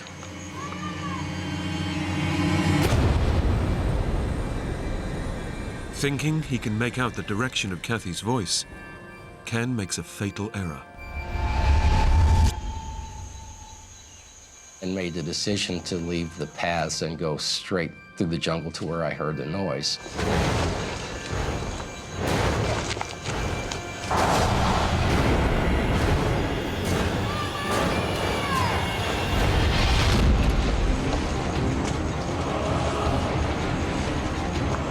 Ken thinks he's heading straight for Kathy.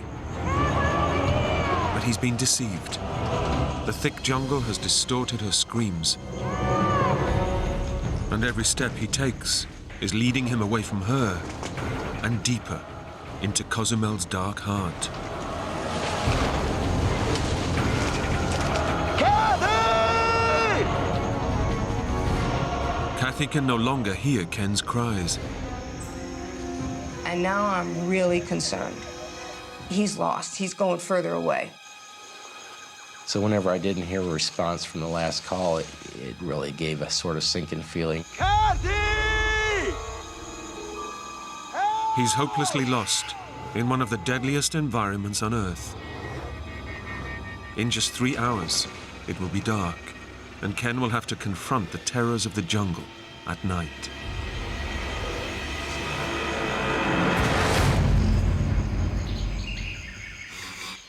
He's been missing for over 6 hours, and his friend Kathy is increasingly concerned. I asked some of the tour guides there, I said, can you help us? You know, the guy is lost in there and he didn't come out with us, and I'm really concerned he can't find his way out. Panic drives Ken forward, but he has no idea where he's going. I can still get out of here. Every minute I'm thinking I can still get out of here. But pushing through the dense forest growth is draining his strength. It really began to take a toll on me physically. The brush is so thick, you can never walk in a straight line for more than 10 or 15 feet. So I really have no sense of direction right now. I need to hurry up and get back, push harder, push harder. Would run into vines, which would tear up my ankles, and I would end up falling down again. It's 4 p.m. In just 2 hours, the jungle will be plunged into darkness. I might have covered 2 miles in that first burst of energy, but now I'm going really slow.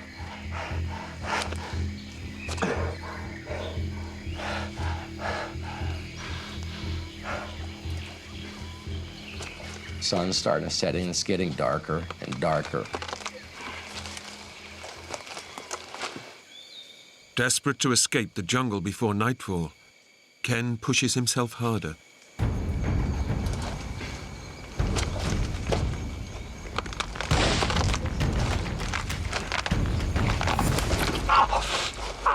I had caught my leg in a hole, and I thought, well, I've almost broken my leg just now. If I break my leg, I can't walk out of here. And I decided to make my camp here for the night.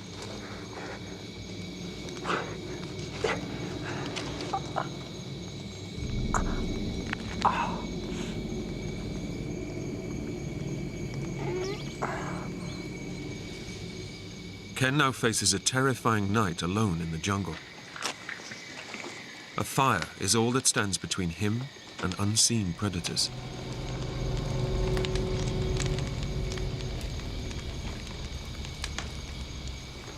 It was a little bit of an eerie feeling because I'm thinking there could be someone out there watching me. All around him, the jungle is coming alive. I could hear some kind of animal and occasional leaf rustling.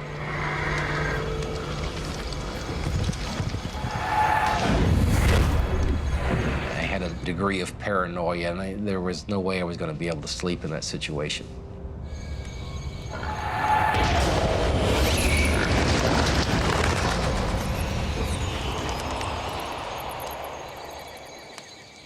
Scared and alone, Ken's thoughts turn to his friend, Kathy. Of course, in the back of my mind, I knew the whole time that I'm there that Catherine is going to be at the forefront of somebody looking for me.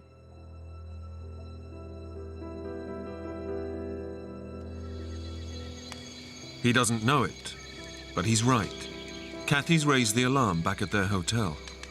But at night, there's nothing anyone can do. I was crying. I was really upset.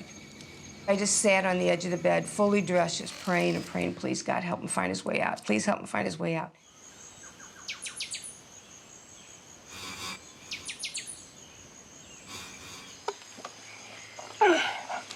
Ken makes it through the night. He's had barely any sleep, and his body is still recovering from the exertions of the previous day. You know, the first day, our plan was to go to the ruins and go eat breakfast. So the moment I was lost, I was already hungry. I had not eaten from the night before, and I desperately needed something to drink. But his first priority is to find a way out of the jungle.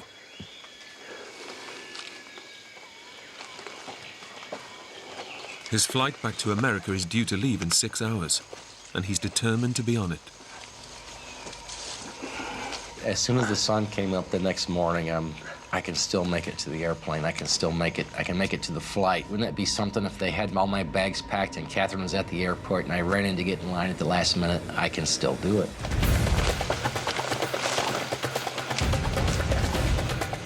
Ken doesn't know which direction to run, but he's sure he must come out of the jungle soon.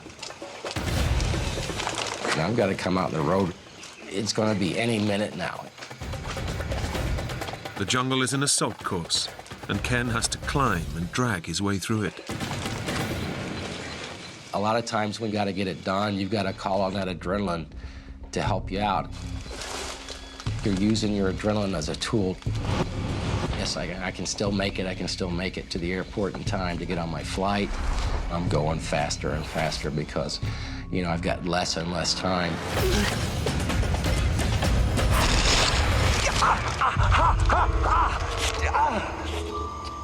But racing through the jungle is badly dehydrating Ken.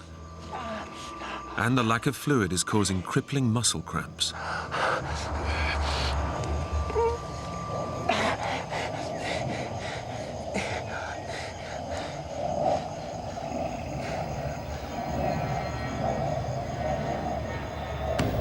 And it's too late, anyway. And I knew that that was my flight, and there was no way I was going to make it back to the airport. I've really messed things up. As far as he knows, Kathy is on her way back home, and he is on his own.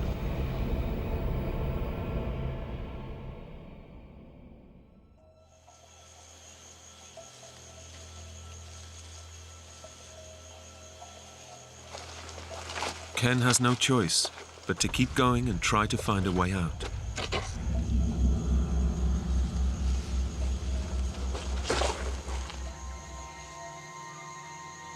As the day goes on, it's just sweltering. It's like being in a sauna. In this tropical jungle, where temperatures can hit 40 degrees, he's losing as much as 10 liters of fluid a day. Unless he finds water soon, his kidneys, liver, and brain will begin to shut down. I am really dehydrated. I am so thirsty as my mouth is like a cotton ball.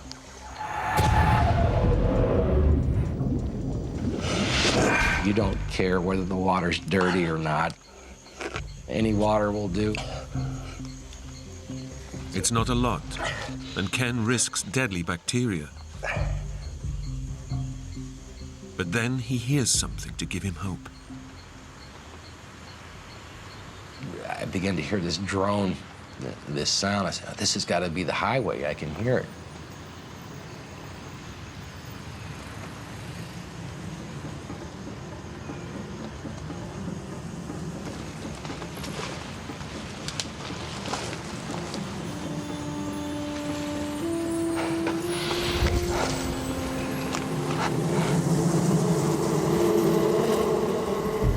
But the sound of the road turns out to be the buzz of a huge beehive. Once again, the jungle has deceived him. Ken now faces a second night alone. Using his last match, he decides to build a giant fire, hoping the flames will be spotted from the air.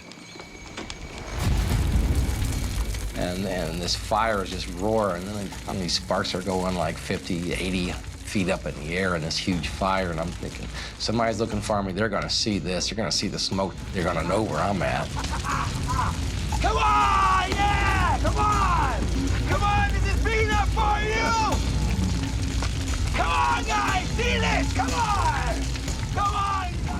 And the night began to wear on, and it was like, well, nobody's here yet. Somebody should have been able to see it. Come on, please, come on! But Ken's fire is just a pinprick of light in nearly 1,000 square kilometers of jungle. Nobody sees it. I wanted someone to come in and save me and pull me out of the jungle. For the first time, Ken begins to fear that his decision to wander off on his own may cost him his life.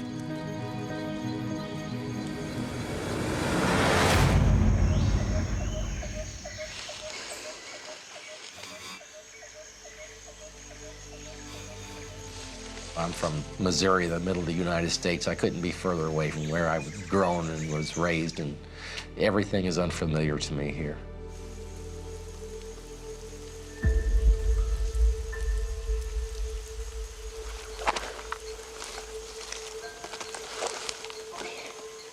this hunger that begins to take over, that you can feel your stomach's empty. There's nothing in here.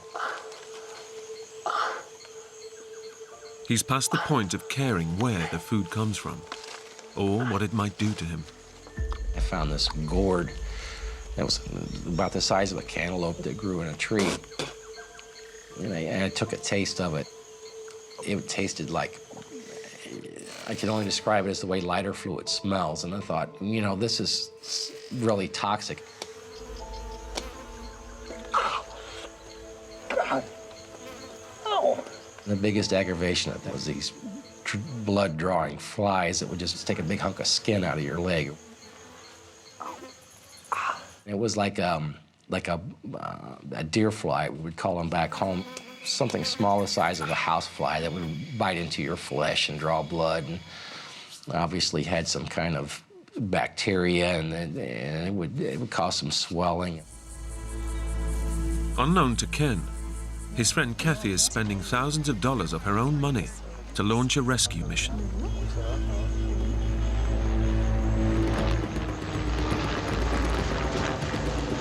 I never experienced anything like this. I mean, I love this man. He's my best friend, and I can't even imagine what it would be like if he died. Finding anyone hidden under a canopy of leaves spanning hundreds of kilometers would be almost impossible.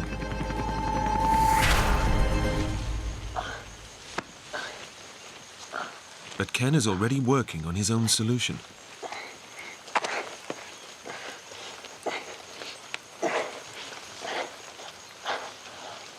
And I climb up this tree and start looking around, and I see nothing but jungle. No matter which direction I look, it's just jungle. Ken uses the only tool he has with him, a penknife, to cut down the thick foliage for a better view.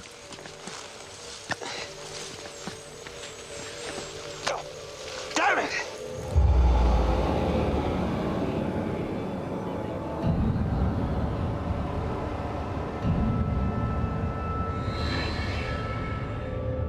Ken can't afford to lose such a vital tool. It could make the difference between life and death. I went all the way down, about 30, 40 feet down the tree with my eyes exactly on it.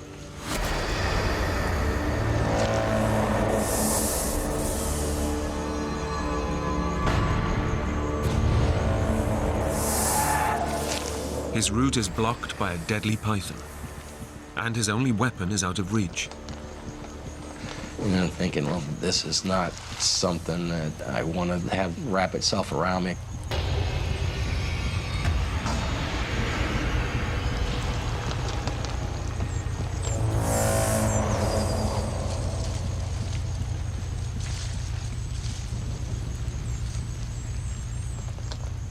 Ken must find the knife. But he knows the python could be within striking distance.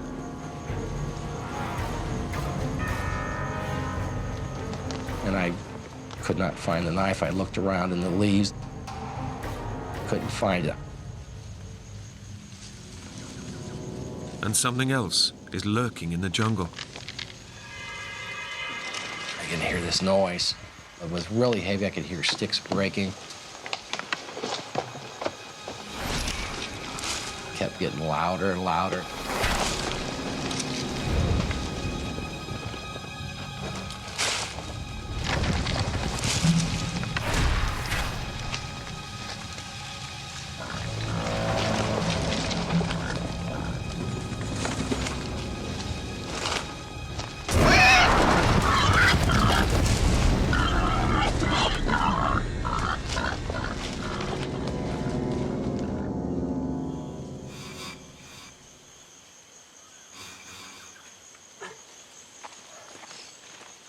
Exhausted, after 80 hours of blindly running through the jungle, Ken remembers the #1 rule, should you get lost.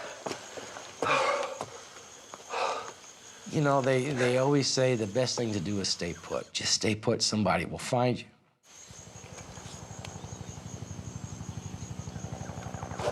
Almost immediately, his prayers seem to be answered. There has to be some kind of search going on. I decided I'm gonna climb up this tree and I'll be able to flag down this helicopter that I can hear in the distance.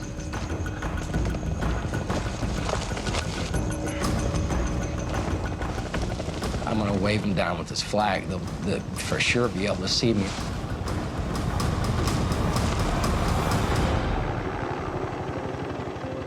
The helicopter is definitely searching the jungle. Kathy's come through for him. Hey, I'm over here! Hey, over here! And I see that they're gonna start searching this area, and here I am. I'm gonna be out of here. It's over now. Look down now! Here! Guys, look! And I'm thinking, oh, this is great. They brought in some kind of American search team. I'll be out of here lickety-split. Look down! Come on! Look down! I'm here! Come on! Come on, please! I can see this lady inside the helicopter with white tennis shoes with laces. She's wearing gold-rimmed glasses, has blonde hair. Hey, come on! I can see every detail. If I would have had a rock in my hand, I could have hit the lady inside the helicopter. I was that close.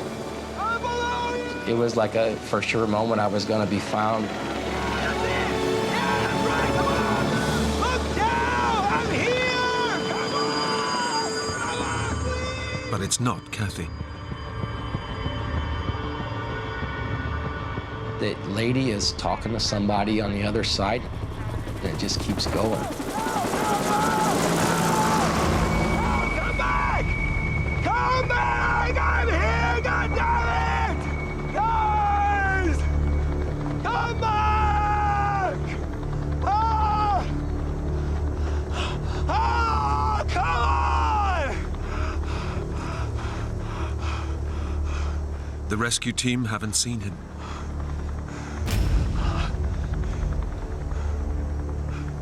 I'm reliving this in my mind over and over again. I just can't believe this just happened. It was just devastating.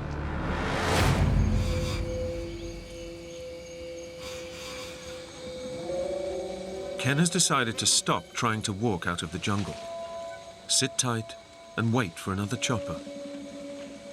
But staying still makes him easy prey. Well, I would be just covered with mosquitoes in the night. I would cover myself up with 60, 70 leaves like a blanket to try to keep these mosquitoes away. And that would work great for about 5, 7 minutes till the mosquitoes would find their way through these leaves. Go!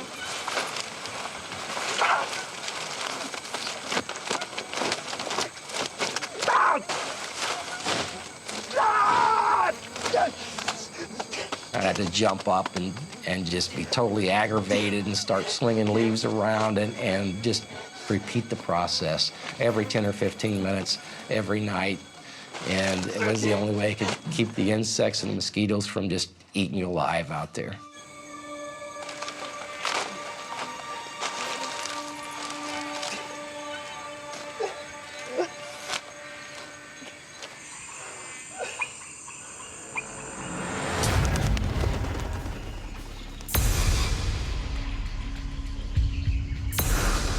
Over the following days, Ken stays in the clearing, desperately searching for food and water.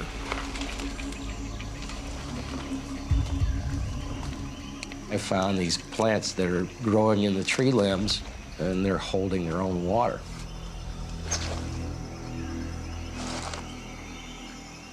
I looked inside, there's a small snail, there's a little frog in there. It was like, okay, this water is really bad.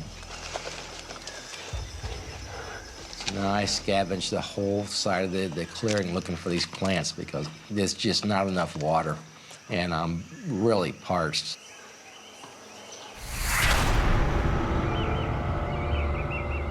I was sitting there dreaming about snow cones and popsicles.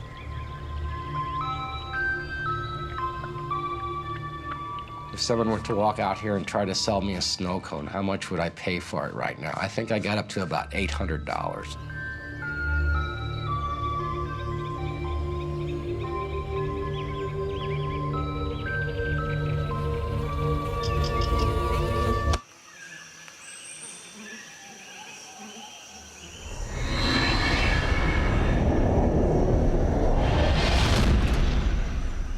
But Ken's daydreams are a dangerous distraction. He needs to stay focused on survival. Each day, the distant sound of search aircraft torments him. He has no way of catching their attention.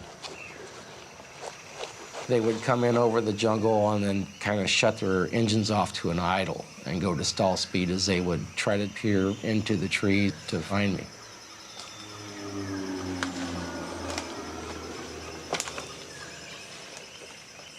Ken knows they can't see him through the dense jungle canopy.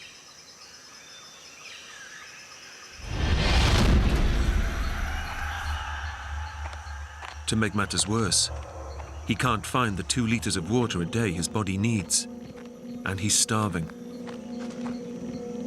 He hasn't eaten more than a mouthful of fruit in 8 days. I mean, my body's turned on itself now, and it's feeding on my fat and my muscle, and I'm really starting to lose weight. The jungle is winning. Ken is losing his grip. I'm in a situation where I'm not talking to another human being, which, if you really stop to think about it, is not normal. How many days does the average person go through and never talk to anybody, never hear a voice on the radio, never talk to anybody on the phone? I mean, it's not a normal situation.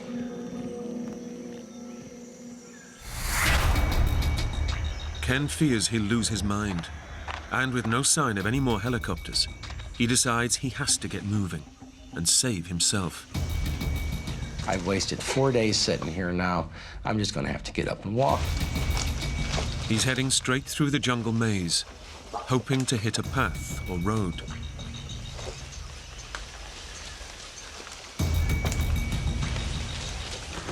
I began to develop a routine. As soon as the sun came up, I would need to begin to walk. And the heat of the day would come on. I would have to spend 3 or 4 hours sitting in the shade just to conserve the moisture in my body.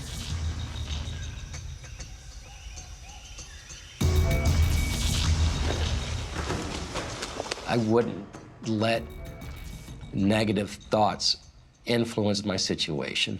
If I thought, oh my God, that's disastrous, I'm gonna die here now. If I let that thought come into my mind, you know, maybe I wouldn't survive.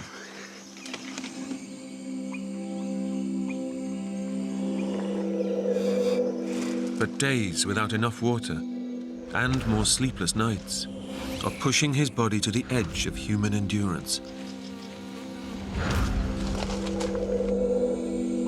I would never sleep more than 15 minutes at a time because I knew there was a threat from wild animals.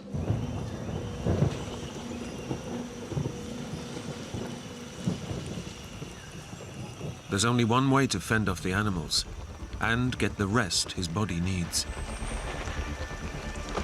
A fire. Although he has no matches left, he's thought of a smart alternative.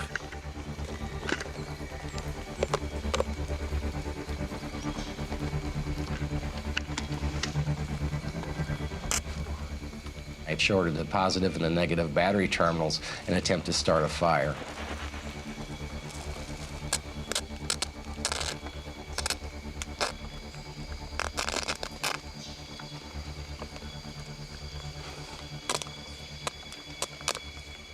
However, there just wasn't quite enough juice in it to work.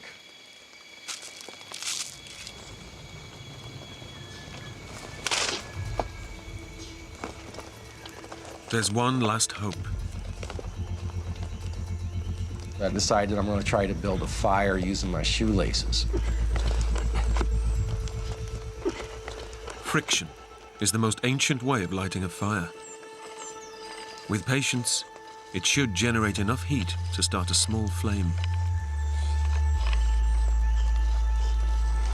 That went on for 3 hours, 4 hours. It would just get hot enough to smoke a little bit and stop, but everything there was so wet that the fire just wouldn't start.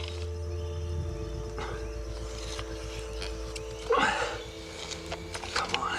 I was sitting on the floor there just rubbing away in this tree trunk, and I'm thinking, you know, this is not gonna work, and my back is in excruciating pain now.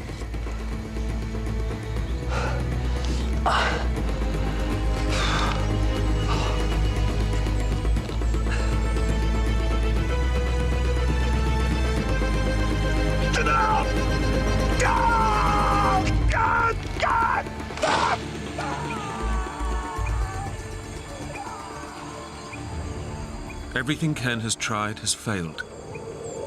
He's losing the battle. The jungle has started to claim his body. Now, it will claim his mind.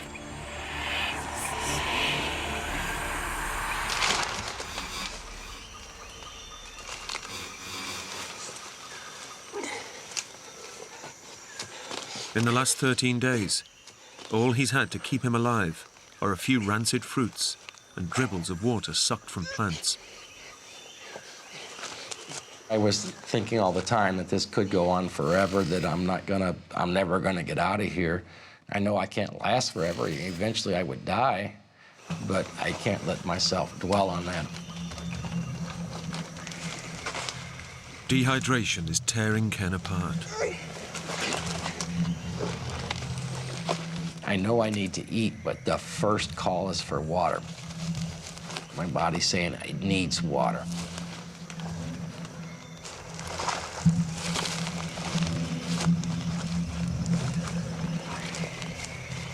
He's so desperate, he's forced to drink stagnant, dirty water.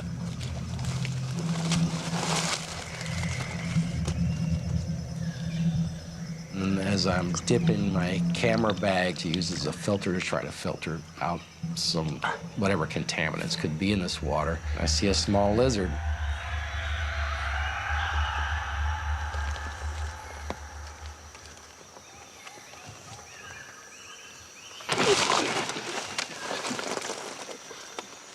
And this little lizard's about 4 inches long. I could just swallow it whole.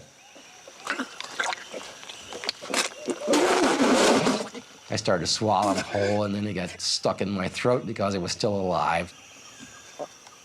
So then I killed him. He ended up being, I guess you could call that a meal. Desperation is pushing Ken to a place he's never gone before. Fantasy and reality are starting to blur. I began to build these elaborate scenarios about what was going to happen when I walked out of here. That's it.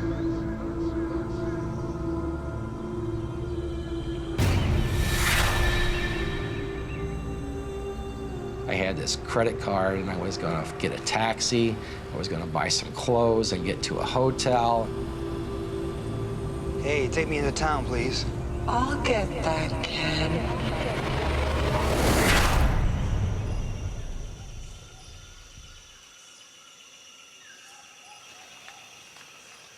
And it isn't just Ken's mind that is unraveling. His body is falling apart too. It was mostly my legs that were cut up from going through the brush. Those sores on my ankles weren't healing. I was beginning to be very concerned about if they were going to get infected or not.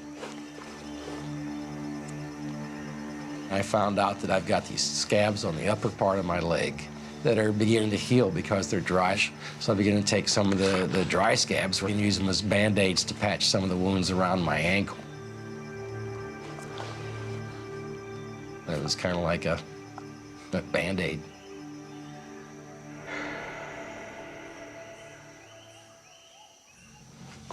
Ken's situation is desperate. Lost, alone and weak. He's being pushed to the edge of sanity.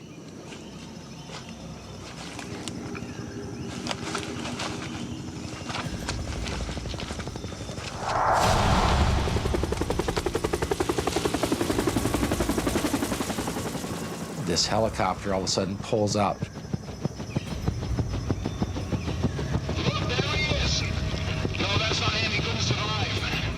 There's some kind of loudspeaker in there, and I can hear what they're saying.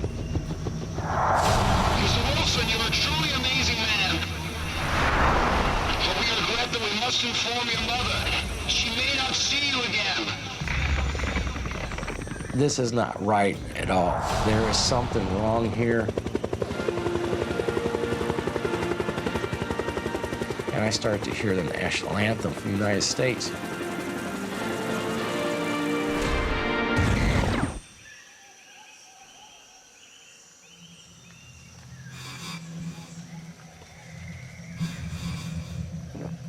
Ken is desperately trying to keep his body together. But after 2 weeks alone in the jungle, he's slowly losing his mind.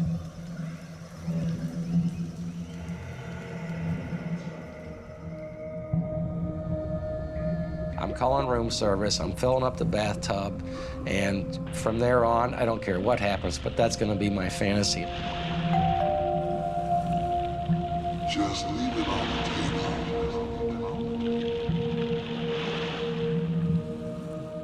He's increasingly drifting off into a dream world, from which he might never wake up.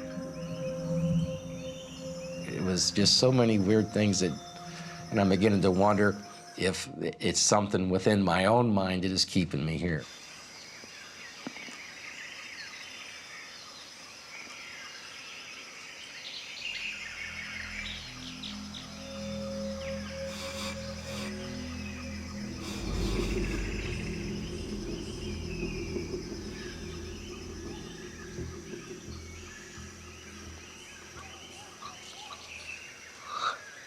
After 15 days of mental torture, it's all Ken can do just to stay alive.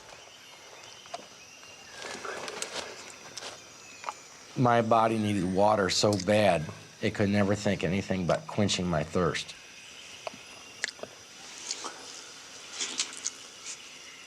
It's a very strange feeling, the stress from not being able to drink, not being able to eat, not being able to find your way out. Ken no longer worries about being rescued. Instead, he spends his time catching flies that bite him and feeding them to ants. And from the stress, there was some sort of relief by watching ants eat these flies. It was a revenge. But, like the flies, Ken is now part of the jungle's food chain, and his own dying body will soon be its next meal. The vultures I began to see 2 or 3, then there was 4 or 5, the next day there might have been 5 or 6. I began to use the vultures as a way to try to signal somebody. And I would kind of lay down and twitch a little bit to act like I was something that was dying to try to get the vulture's attention, to get them attracted to, and that was a way to signal somebody by air, because I had no other means to do so. But it just didn't work out like that. It was another disappointment. I realized I was gonna die there. Entire days pass by. Instead of trying to find a way out of the jungle, Ken's becoming part of it. Now my clothes are nothing but shreds. I haven't shaved in 2 or 3 weeks. You know, I'm matted with dirt. I have no shoelaces. Ken is still only alive thanks to occasional mouthfuls of stagnant water. He's physically and mentally broken.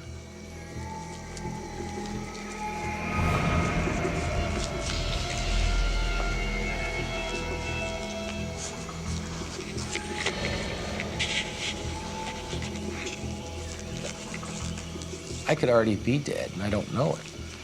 What if I died 3 days ago and my spirit is here wandering around, and this is my destiny of eternity, is to wander around in this jungle? You begin to think, I'll never get out of here. After 18 days missing, even Ken's friend Kathy is starting to doubt he can still be alive. I'm really to the point, like, you know, this is getting hopeless. I mean, it hurts so bad to think that this guy could possibly die.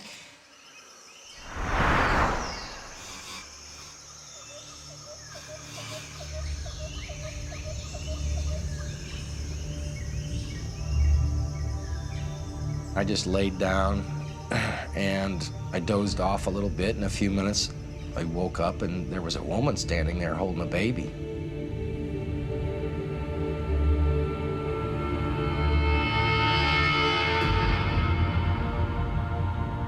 Some people say that whenever people are lost, sometimes they'll see the Virgin Mary. It gave me such an adrenaline rush when that happened. It gave me more confidence. I'm gonna walk out of here. I'm gonna walk out of here. I kept visualizing that in my mind over and over and over again. I wasn't gonna sit down and die. I was gonna keep walking until I died. And if I couldn't walk anymore, I was gonna crawl until I got out of the jungle.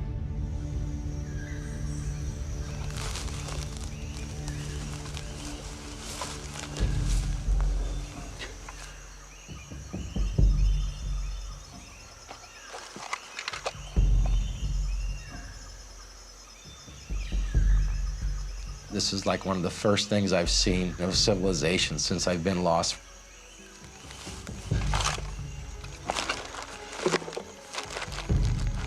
Say I was hallucinating, maybe I could have been, but it seemed all way too realistic.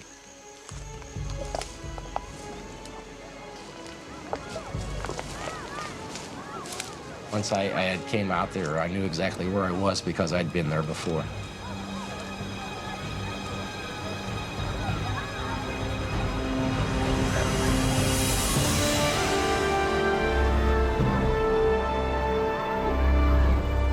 Right at the beach in Cozumel, the north end of the island.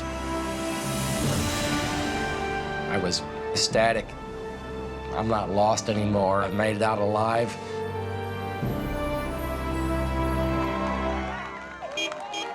After 20 days fighting crippling hunger, dehydration, sleep deprivation, and jungle predators, Ken is finally safe. He had his hair packed, like spiked with mud, big cuts and scratches, and just looked like he's just been chewed up.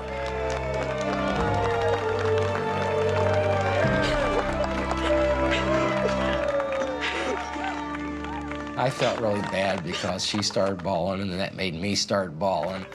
The tears were just rolling. We just couldn't let go for 10 minutes. I mean, we were just so thankful he was alive. It really brought us really close. Ken's recovery took 6 long months. To help cope with the ordeal, he returned to his greatest love, scuba diving. The experience changed the way that I think. The fact is, within 10 seconds, any of us could be gone. So I decided I should be more kind to other people. I should be more generous with what I have. I'm just happy.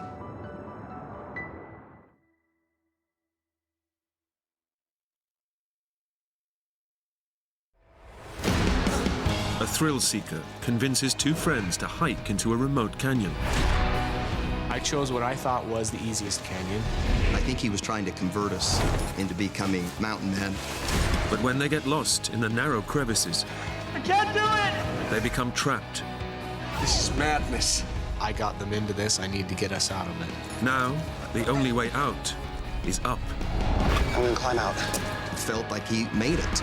It's just a wave of fear that rushes over me. It's something that I'll never forget.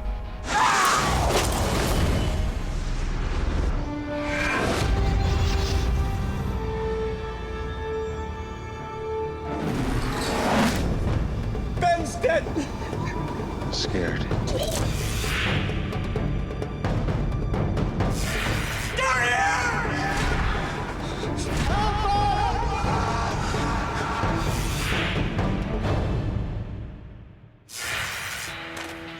Grade school teachers Ben Gowans, Jason Cox, and Clay Craig are setting out on a spring break adventure. Come on, big guy. We met when we were in college together. We were in the School of Education. We were some of the only men in the program, so we kind of made an immediate bond. We had kind of done an annual trip we called the Man Trip. Ben plans to take his friends on a day trip through the narrow canyons of Utah. The first time I went canyoneering was so exciting. Clay and Jason, they were my buddies already. If I could get them hooked on this, I thought we would be set. Ben had been researching some different hikes, and I think he was trying to convert us into becoming mountain men. No. Can't we just go to Vegas? But not everyone shares Ben's enthusiasm. He wants to go to Vegas. Jason has been feeling sick all morning. Even though I wasn't sure, I was sure that I wanted it to be the three of us to go do something together. So I agreed on going canyoneering. The drive down was really fun. We just joked around and had great conversation. That's one of the things I really enjoy about our friendship, is that we talk together and get along so well. On the way to Hanksville, we were pretty lighthearted. I mean, we were laughing and having a good time, and we all three felt good about the trip. The three friends have said goodbye to their wives and children and are driving 50 kilometers into the wilderness. Ben has planned an easy 3-hour hike through Leprechaun Canyon, a spectacular and remote 5-kilometer gorge with canyoneering routes for all levels of ability. I chose what I thought was the easiest canyon, given the description. So it's yours? We got one of these each, okay? Okay, we ready, guys? See where we're going.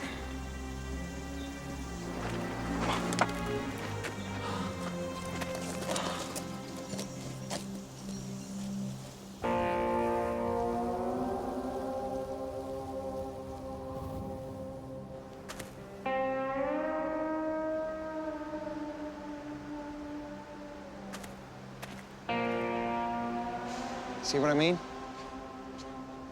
But the beautiful scenery is the last thing on Jason's mind. Where's Jay? Jay! Come on, Jay, move your butt. You want to go back to the car? No, it's okay. I'm coming. Okay. Come on, man up. I wasn't feeling that great. I was just really sick, not feeling well at all. And they were saying, you can go back to the car if you'd like. It'll only be a few hours. Jason kept saying, I'm okay, I'm all right. So we kept going. You know, I think in the back of my mind, I was hoping that Jason would say, I can't do this, let's turn around and go back. And there were two things going on in my mind at that time. I'm not a quitter, so I didn't want to give up on it. And then the other thing was, what am I going to do for 2 to 4 hours? You know, I didn't really want to sit in a vehicle for that long. The adventure kicks off with an adrenaline-charged challenge. They'll have to abseil down an 8-meter cliff face to the start of the canyon system.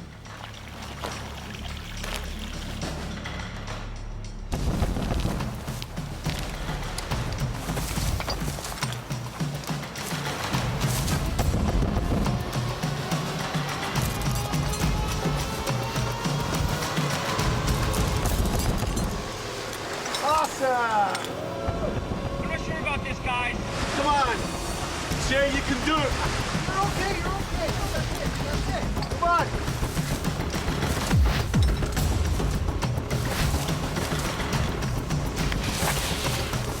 Yeah! Well done, big man. You did it. That was cool.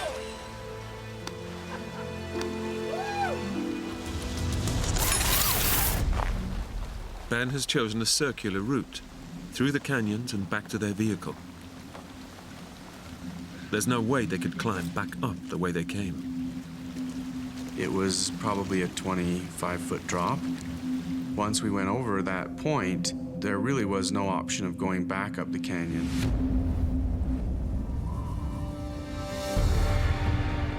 But up ahead, the winding canyon lies open, and the adrenaline of the abseil is coursing through Ben.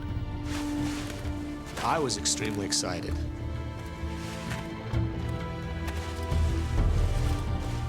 I was in heaven. I was having the time of my life.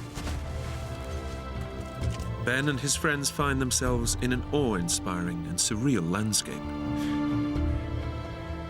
Ben was having a great time, laughing, joking, and I still wasn't feeling that great.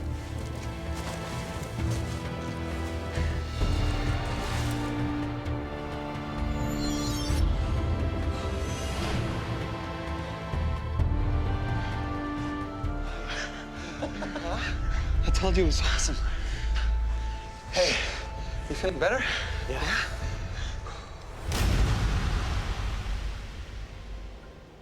Beautiful, beautiful red rock.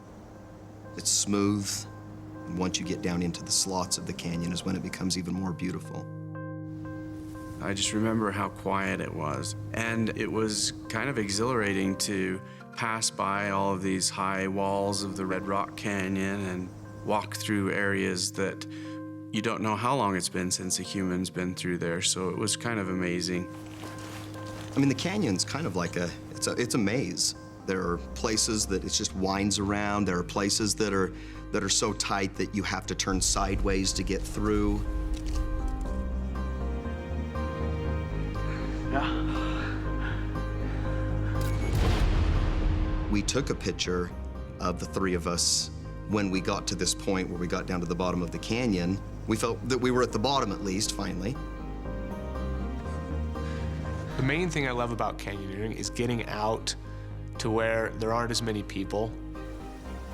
I just loved being somewhat isolated in a place that no one had been, and to me, just being deep in the slot canyons where the walls are narrow and twisting, and the light and just the scenery and all the things that you can only see and you can only do by going canyoneering. That's what really appealed to me.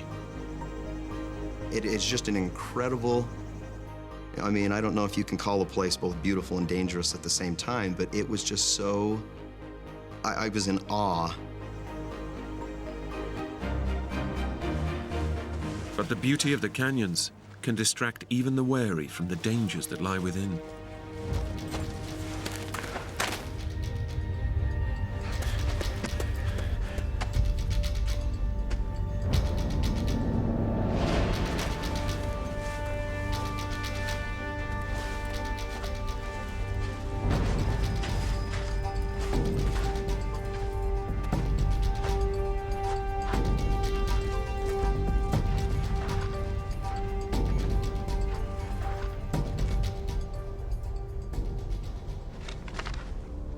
The canyon offers a variety of routes, from the very easy to the virtually impossible.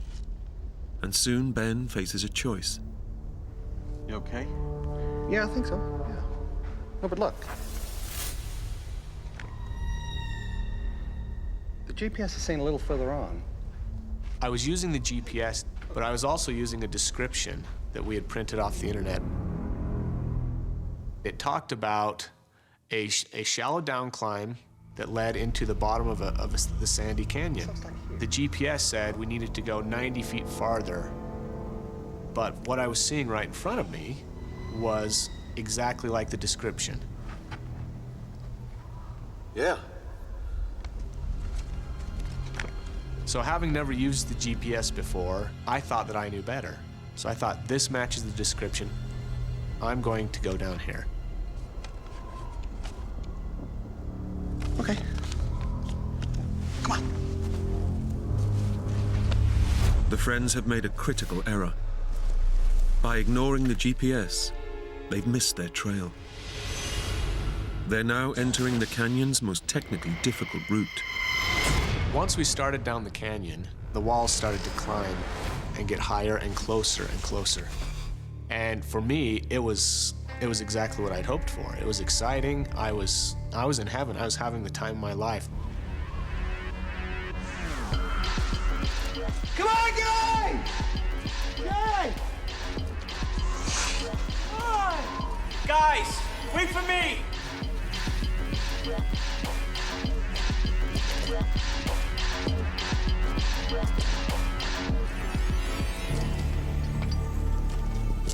They don't know it yet, but the three friends are at the entrance to one of the narrowest canyons in the world. Jason is worried. The route Ben suggested shouldn't be this extreme.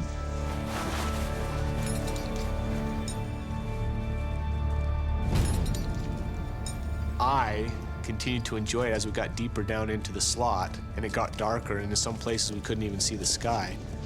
And it was amazing to me.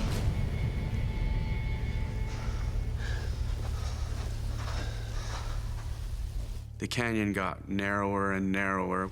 Hey, Ben. Yeah? I started to get nervous about whether or not we'd chosen the right spot. Look, we'll get through here, and then we're back on the wider path, okay? Come on.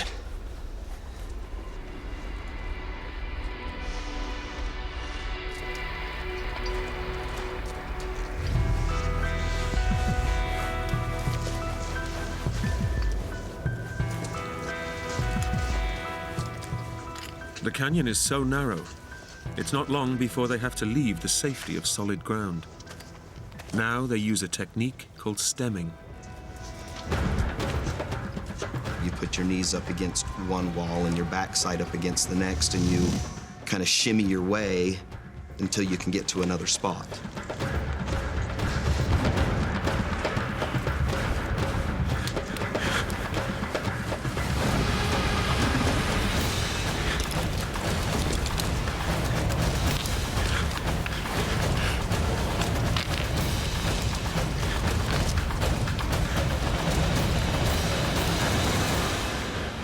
I was rather in my own world.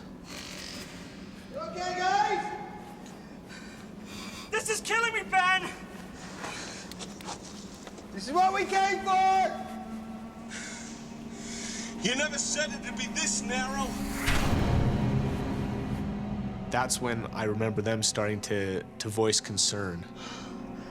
It was after that it started to occur to me that this isn't quite exactly what the description explained. I could tell that Clay and Jason they weren't ready for it. It was too much. The higher above the canyon floor they get, the more nervous Jason becomes. I was worn out. I was getting banged up. My knees were hurting. My hands were sore. And the farther we went, the more and more exhausted I was getting. The canyon now bears no resemblance to the description. Ben accepts, for the first time, that he's made a massive navigational mistake. I would just have this wave of guilt come over me, like, oh, what have I done?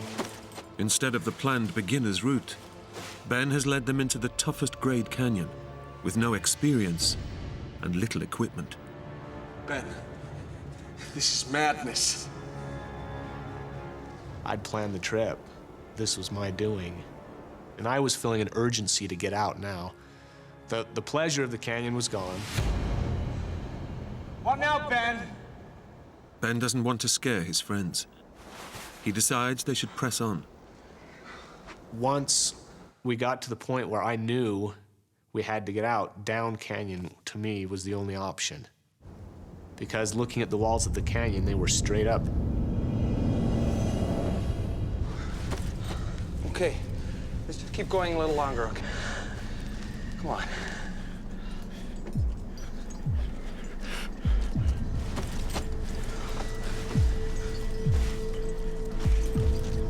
At 6 meters above the canyon floor, Jason is already struggling. I was just trying to hold my place, and my legs were burning. I was exhausted.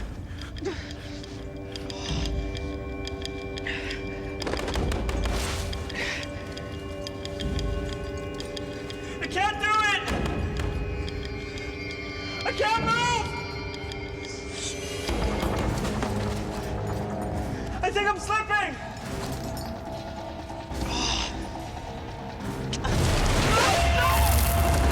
Jay!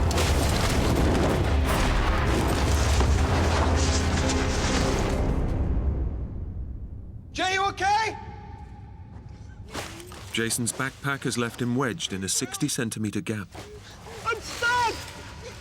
with 1 million tons of rock pressing against him. Guys, I'm stuck here, come on! Okay, Jay, keep calm. I've never been one to be claustrophobic, but when I got into that space in the canyon, I felt for the first time just like everything was closing in on me. I really thought I was going to black out.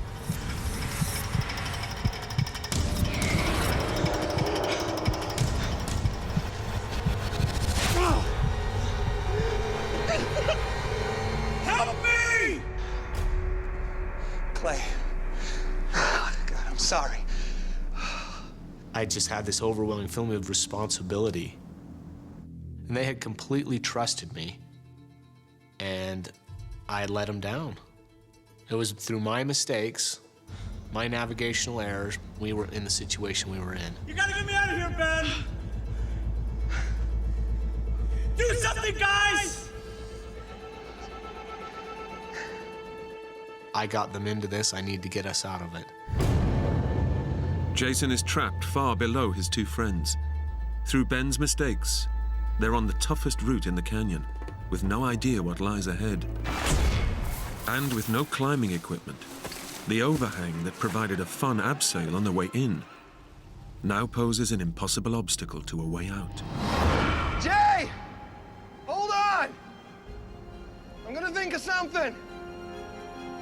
The deadly web of canyons has lured them in, and now holds them trapped, with no way back and no way out.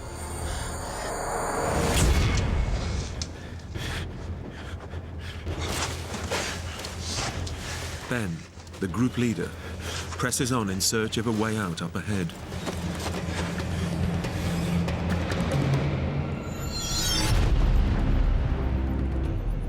It just went forever in this V shape. Clear out.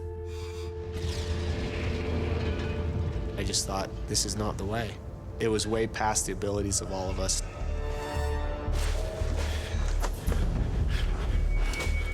He returns with bad news.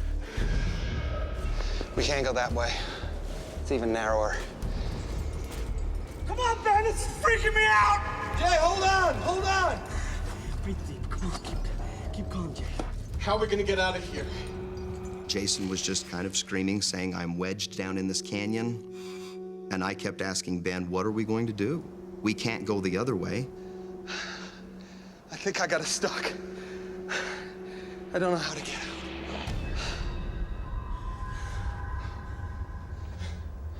I had 100% trust in Ben. And I remember the time that Ben said to me, I don't know what to do. And that scared me to death. Ben has led his friends into a trap.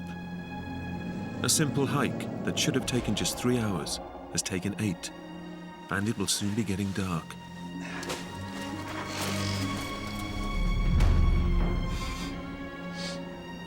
I decided we can't continue this way. Jason's stuck already. He's exhausted. Clay is not happy either. We've got to do something else. I'm gonna climb out. If I could just climb to the top of the canyon, just to the lip, I can drop a rope down to them. I will come back down and I'll help us get out. And then we'll walk out on top of the plateau. Are you crazy? No, I think I can do it. I couldn't have lived with myself if we didn't all get out. Jay! It's okay, buddy, I got it. I'm gonna climb out. I'm gonna set up a rope. I'm gonna get you out, okay? Ben felt a lot of pressure to get us out. A part of me thought, should I talk him out of it? But a part of me thought, no, I trust Ben. I can do it. When it came to this sort of thing, Ben was the man. I mean, he had done this before.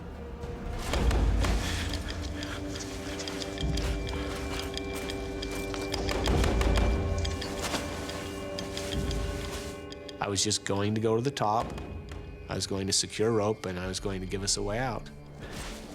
At the time, I didn't know what else I was going to do. It's my responsibility. I spearheaded this trip. I brought them to this place. That was the whole reason I decided to free climb a 70-foot cliff. Ben is a novice, attempting an ascent that would challenge the most experienced climber. Way to go, Ben! But he's powered by a potent cocktail of guilt, adrenaline, and sheer determination. God, he was doing good. I just kept thinking, come on. I felt like he was going to make it. He was going up the side of the wall very quickly. I was quite surprised at how fast he was able to make it that high.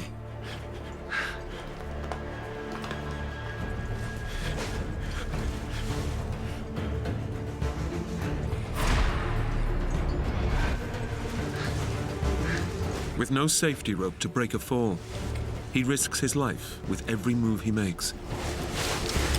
You're doing great, Ben. Keep going. I was just praying that he would make it to the top, and he got pretty far up. I mean, he was high. He was really high. I love you, Clay!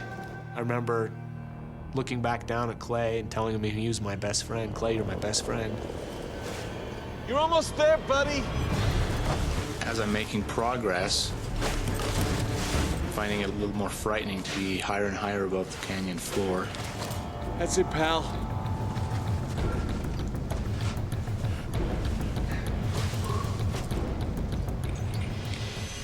He almost got to the top, and I was just really hoping that he'd make it. I'm fine! I'm almost there, boys! Ben has made it 22 meters up a vertical wall of rock. His next handhold will take him over the edge. I grabbed the rocks.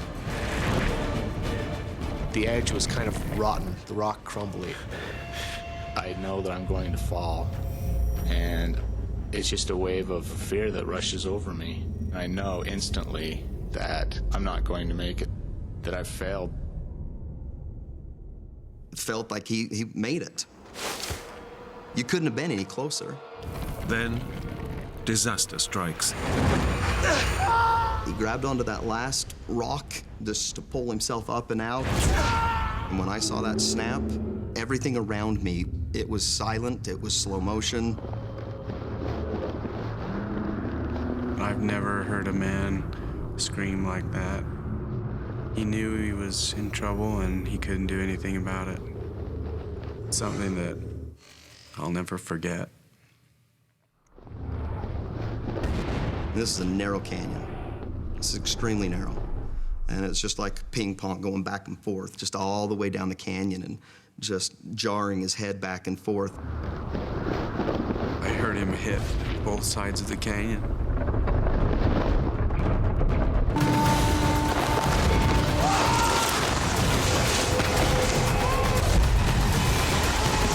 Then a large thud when he hit the bottom of the canyon.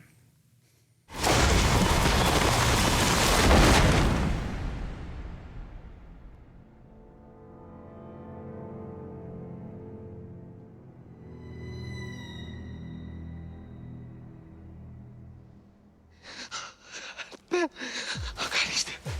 He's dead. Oh, God. I just didn't think he was going to be alive. I went crazy. And it finally came to my senses. I came to my senses and I said to myself, I gotta go see Ben. It's a lot easier to stem your way down a canyon than to stem your way up a canyon. So I get out of the situation that I was in. Jay! I don't think I wanted to face reality of what I was going to see. Faced with the sight of his stricken friend, Clay slips into shock. He started screaming out that he was dead, and he just kept screaming it over and over again. And I couldn't accept that. Jason has to escape the narrow crevice that's trapping him and help his friend. And I think just the adrenaline rush and the fear of my friend being dead gave me enough strength to start to climb again. I switched into something else, a survival mode. It was like I had to get out of there no matter what. I fought and fought. I remember I was screaming, clawing, just doing everything I could, and I was just inching forward, an inch at a time, but I was moving, and so I didn't care, and I just kept fighting.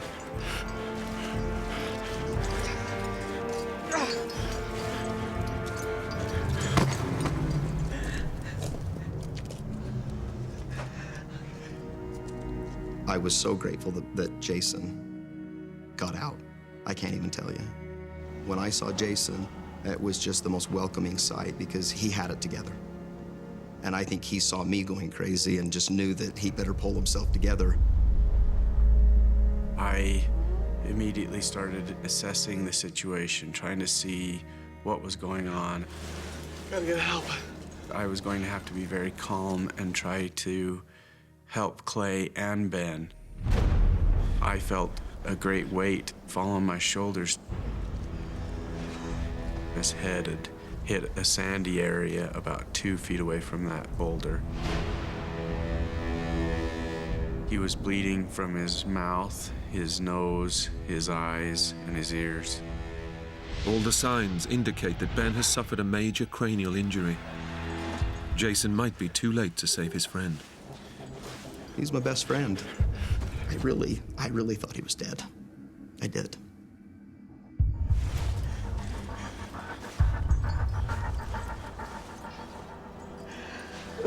Clay's not dead. He was breathing. It's a miracle he's alive after the 22-meter fall. So I started to check him over for broken bones and injuries. I felt his ribs, and they felt broken. I immediately knew that he had a very severe head injury. His scalp on the back of his head was peeled up, and he was bleeding from different areas. Oh, God. The impact has violently shaken Ben's brain within his skull. The blood vessels in his head have burst. As blood accumulates, it puts pressure on the brain that could prove fatal. The friends were only meant to be out for a leisurely hike. What's this? Bug spray? Band-aids? Damn, there's nothing here! They're prepared for minor cuts, but not a traumatic injury. Just looking at Ben, I couldn't believe that I was in this situation. And Ben can't be lying there spitting up green bile and bleeding, and this isn't real. It was not really happening. We gotta get out. Clay switched again into a panic. I gotta get out. Gotta get help. I went crazy. I think I went into shock. I kept thinking, I'm gonna save the day, and so I tried to climb my way out, too. That was one of the most desperate moments I've ever faced. I kept telling him we needed to just stay together and pool our resources and be able to talk it over together. Sarge, I can't do this.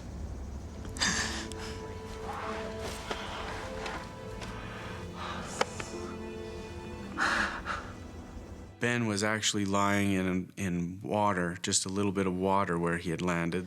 Because it was so cold and I knew we were going to end up spending the night, I talked Clay into helping me move him to a place that was dry, where his head was elevated, and we could watch him really closely as it got darker. It's possible that moving him could worsen Ben's head injury. Nice and easy, okay? But by not moving him, the dropping temperatures will almost certainly bring on hypothermia. The entire time we were moving him, he was just moaning and groaning and in a lot of pain. We knew he was hurt badly. And their ordeal is about to get worse. The sun is sinking, and the darkness brings a sudden drop in temperature. Jason and Clay must sacrifice their jackets to keep their friend alive. We just started to take the clothing that we had to try to keep him as warm as possible. Help me raise his head. Unless Ben gets to a hospital soon, he will die. Way to go, buddy. Way to go. It's okay, buddy.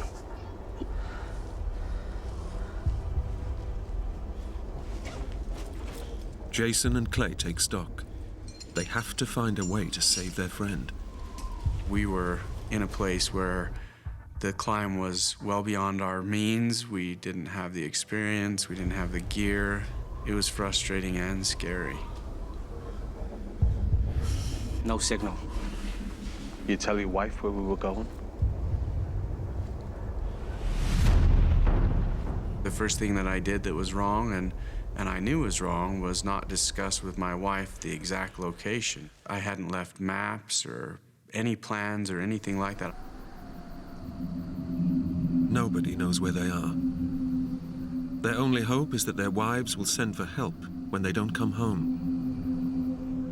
But even then, finding the three friends deep in a narrow canyon in the vast Utah wilderness will be virtually impossible. There are hundreds upon hundreds of slot canyons down there, and the three of us are stuck in one of those. Jay. What? I'm scared.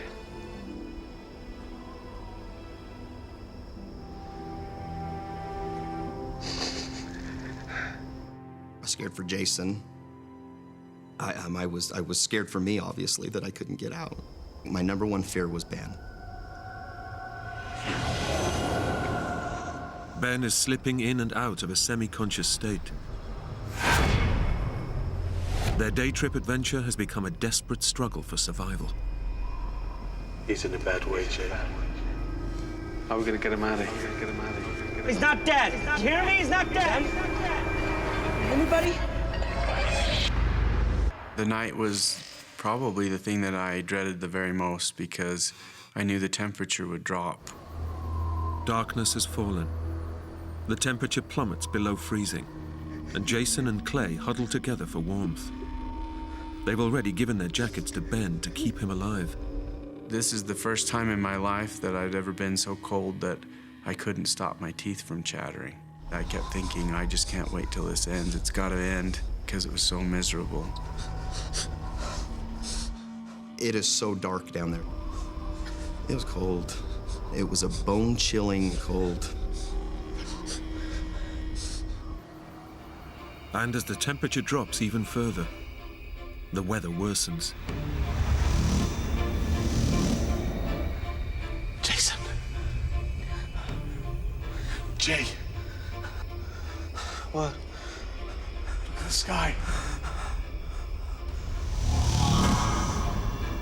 So that was one of my fears throughout the entire hike. And as the night wore on, it got cloudy and it looked like there was a possibility of rain. It's not good. What are we gonna do? Let's cover up Ben. Keep him dry. Clay started looking for a place up off the canyon floor where we could be able to get to if it did start to rain. There was a little ledge about 10 feet off the canyon floor, and we were hoping that between the two of us we could get Ben up there. We didn't want to move him unless we absolutely had to. Clay, it's getting worse. The best we can do, right next to Ben, keep him warm. Just hope to God it doesn't rain. He didn't talk to us at all. His guts were hurting him. He was still bleeding. We prayed all night that no rain. We can't do that. We cannot do the rain. If you get a rainstorm, it doesn't take much rain for a flood to come, barreling through those slot canyons. If there's a sudden downpour, the dry, sandy canyon would soon become a raging torrent. The prospect of a slow, lingering death would be transformed in an instant into a swift and violent drowning.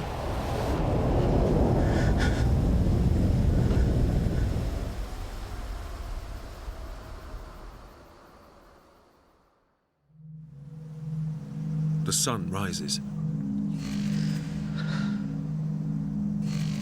The hours of freezing darkness have taken their toll on both body and mind.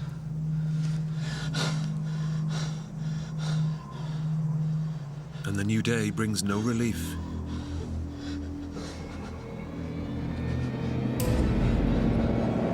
As Jason stirs from his half-sleep, he makes a shocking discovery. With the pressure of his head, the water bladder actually popped open in the night and started leaking.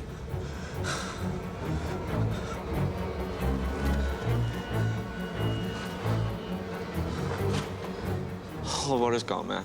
When we first assessed what we had, I thought we could last for at least 3 to 4 days. But then after we lost all that water in the night, I didn't really know how long we could last.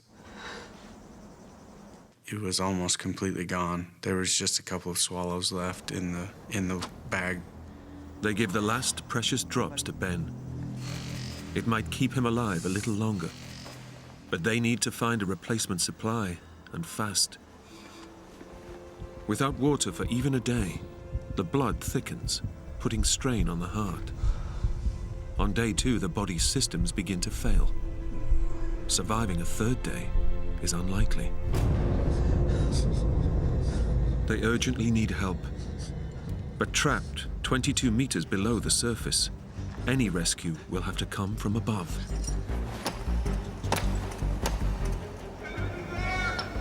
We formulated a little plan together, one of us tending to Ben, making sure he was doing okay, while the other one would go and hit the canyon wall 5 times, wait for a few seconds, hit again 5 times. Help us! Is anybody there? We did that all day, back and forth. Can you hear us?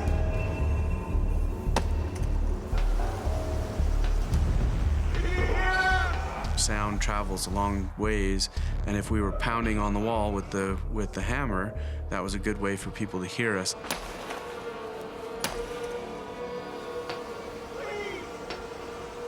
But they're in the middle of nowhere, swallowed up by thousands of kilometers of uninhabited wilderness.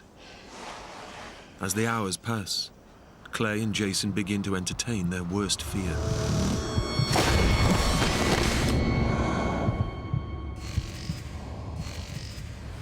Unless help comes soon, their friend might never recover. He may be alive, but I didn't know what state of mind he would be coming out. I didn't know if he would be the same Ben that would be able to teach school and, you know, go on hikes again. I thought my buddy was gone. I thought if he did pass away, it'd probably put us over the edge. We would probably lose it. It looked pretty bleak if no one found us.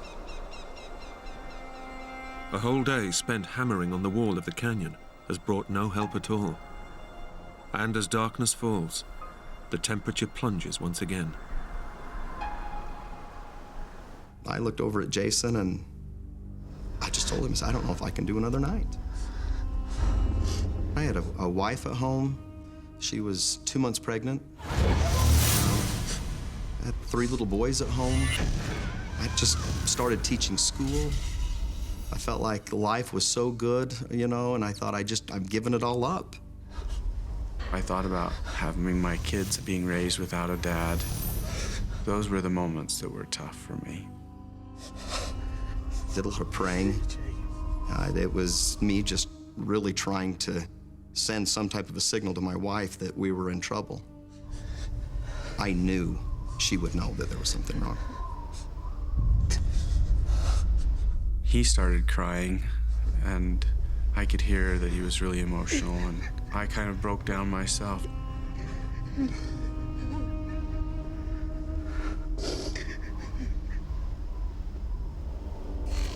Their lives are nearing their end. It's just a question of what will kill them first: dehydration or hypothermia. And Ben will be the first to die. I couldn't even imagine staying down there any longer, going through another night. It was the coldest I've ever been in my life down there. We all three felt responsible for each other, and it would have been really hard to live with the fact that one of us didn't make it out. Rescue is unlikely. They haven't left any details of their planned route with their wives. The only way out is the same freefall climb that has left Ben clinging to life. If Clay or I had tried to climb out, I think either we wouldn't have been able to get very far just due to our lack of energy, or we would have fallen and that we would fall to our death. There's no way out. The canyon has become their tomb.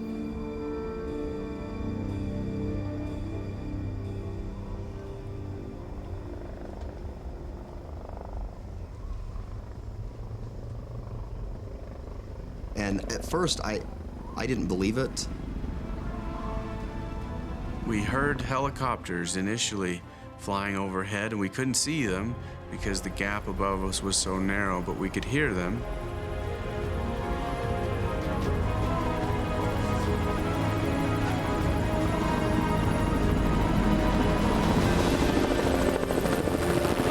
Get out the camera! When it goes past, fire flash! We had a camera, and we thought that they might actually see the flash. The helicopters approached our area. It's a miracle. Someone is looking for them. Jason and I were both just screaming and trying to get someone's attention.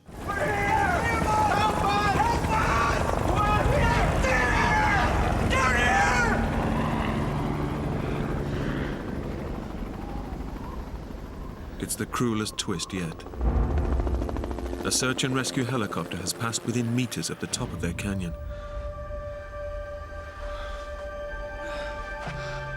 But 22 meters below the surface, they're virtually invisible.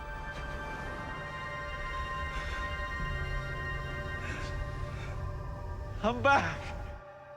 We were so desperate because we thought they can't see us down here. When those helicopters went away, I just dropped to my knees.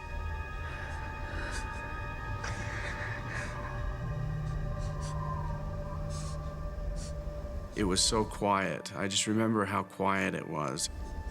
It's something that I'll never forget.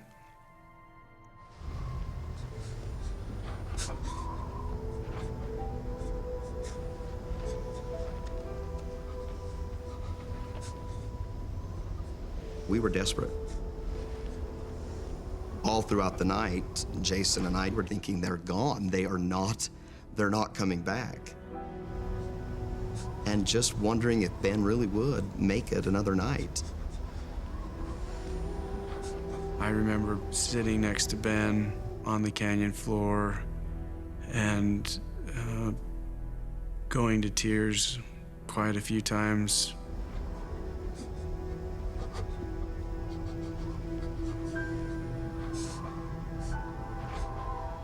I thought my buddy was gone.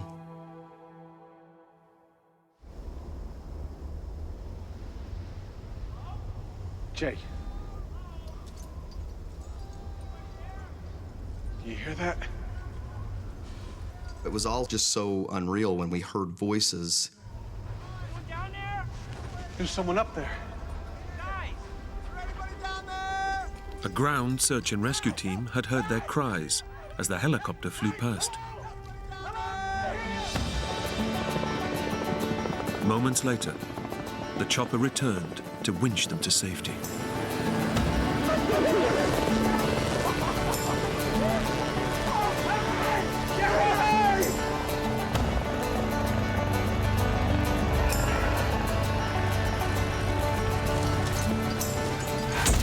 "30 hours after falling 22 meters to the canyon floor, Ben was airlifted to safety.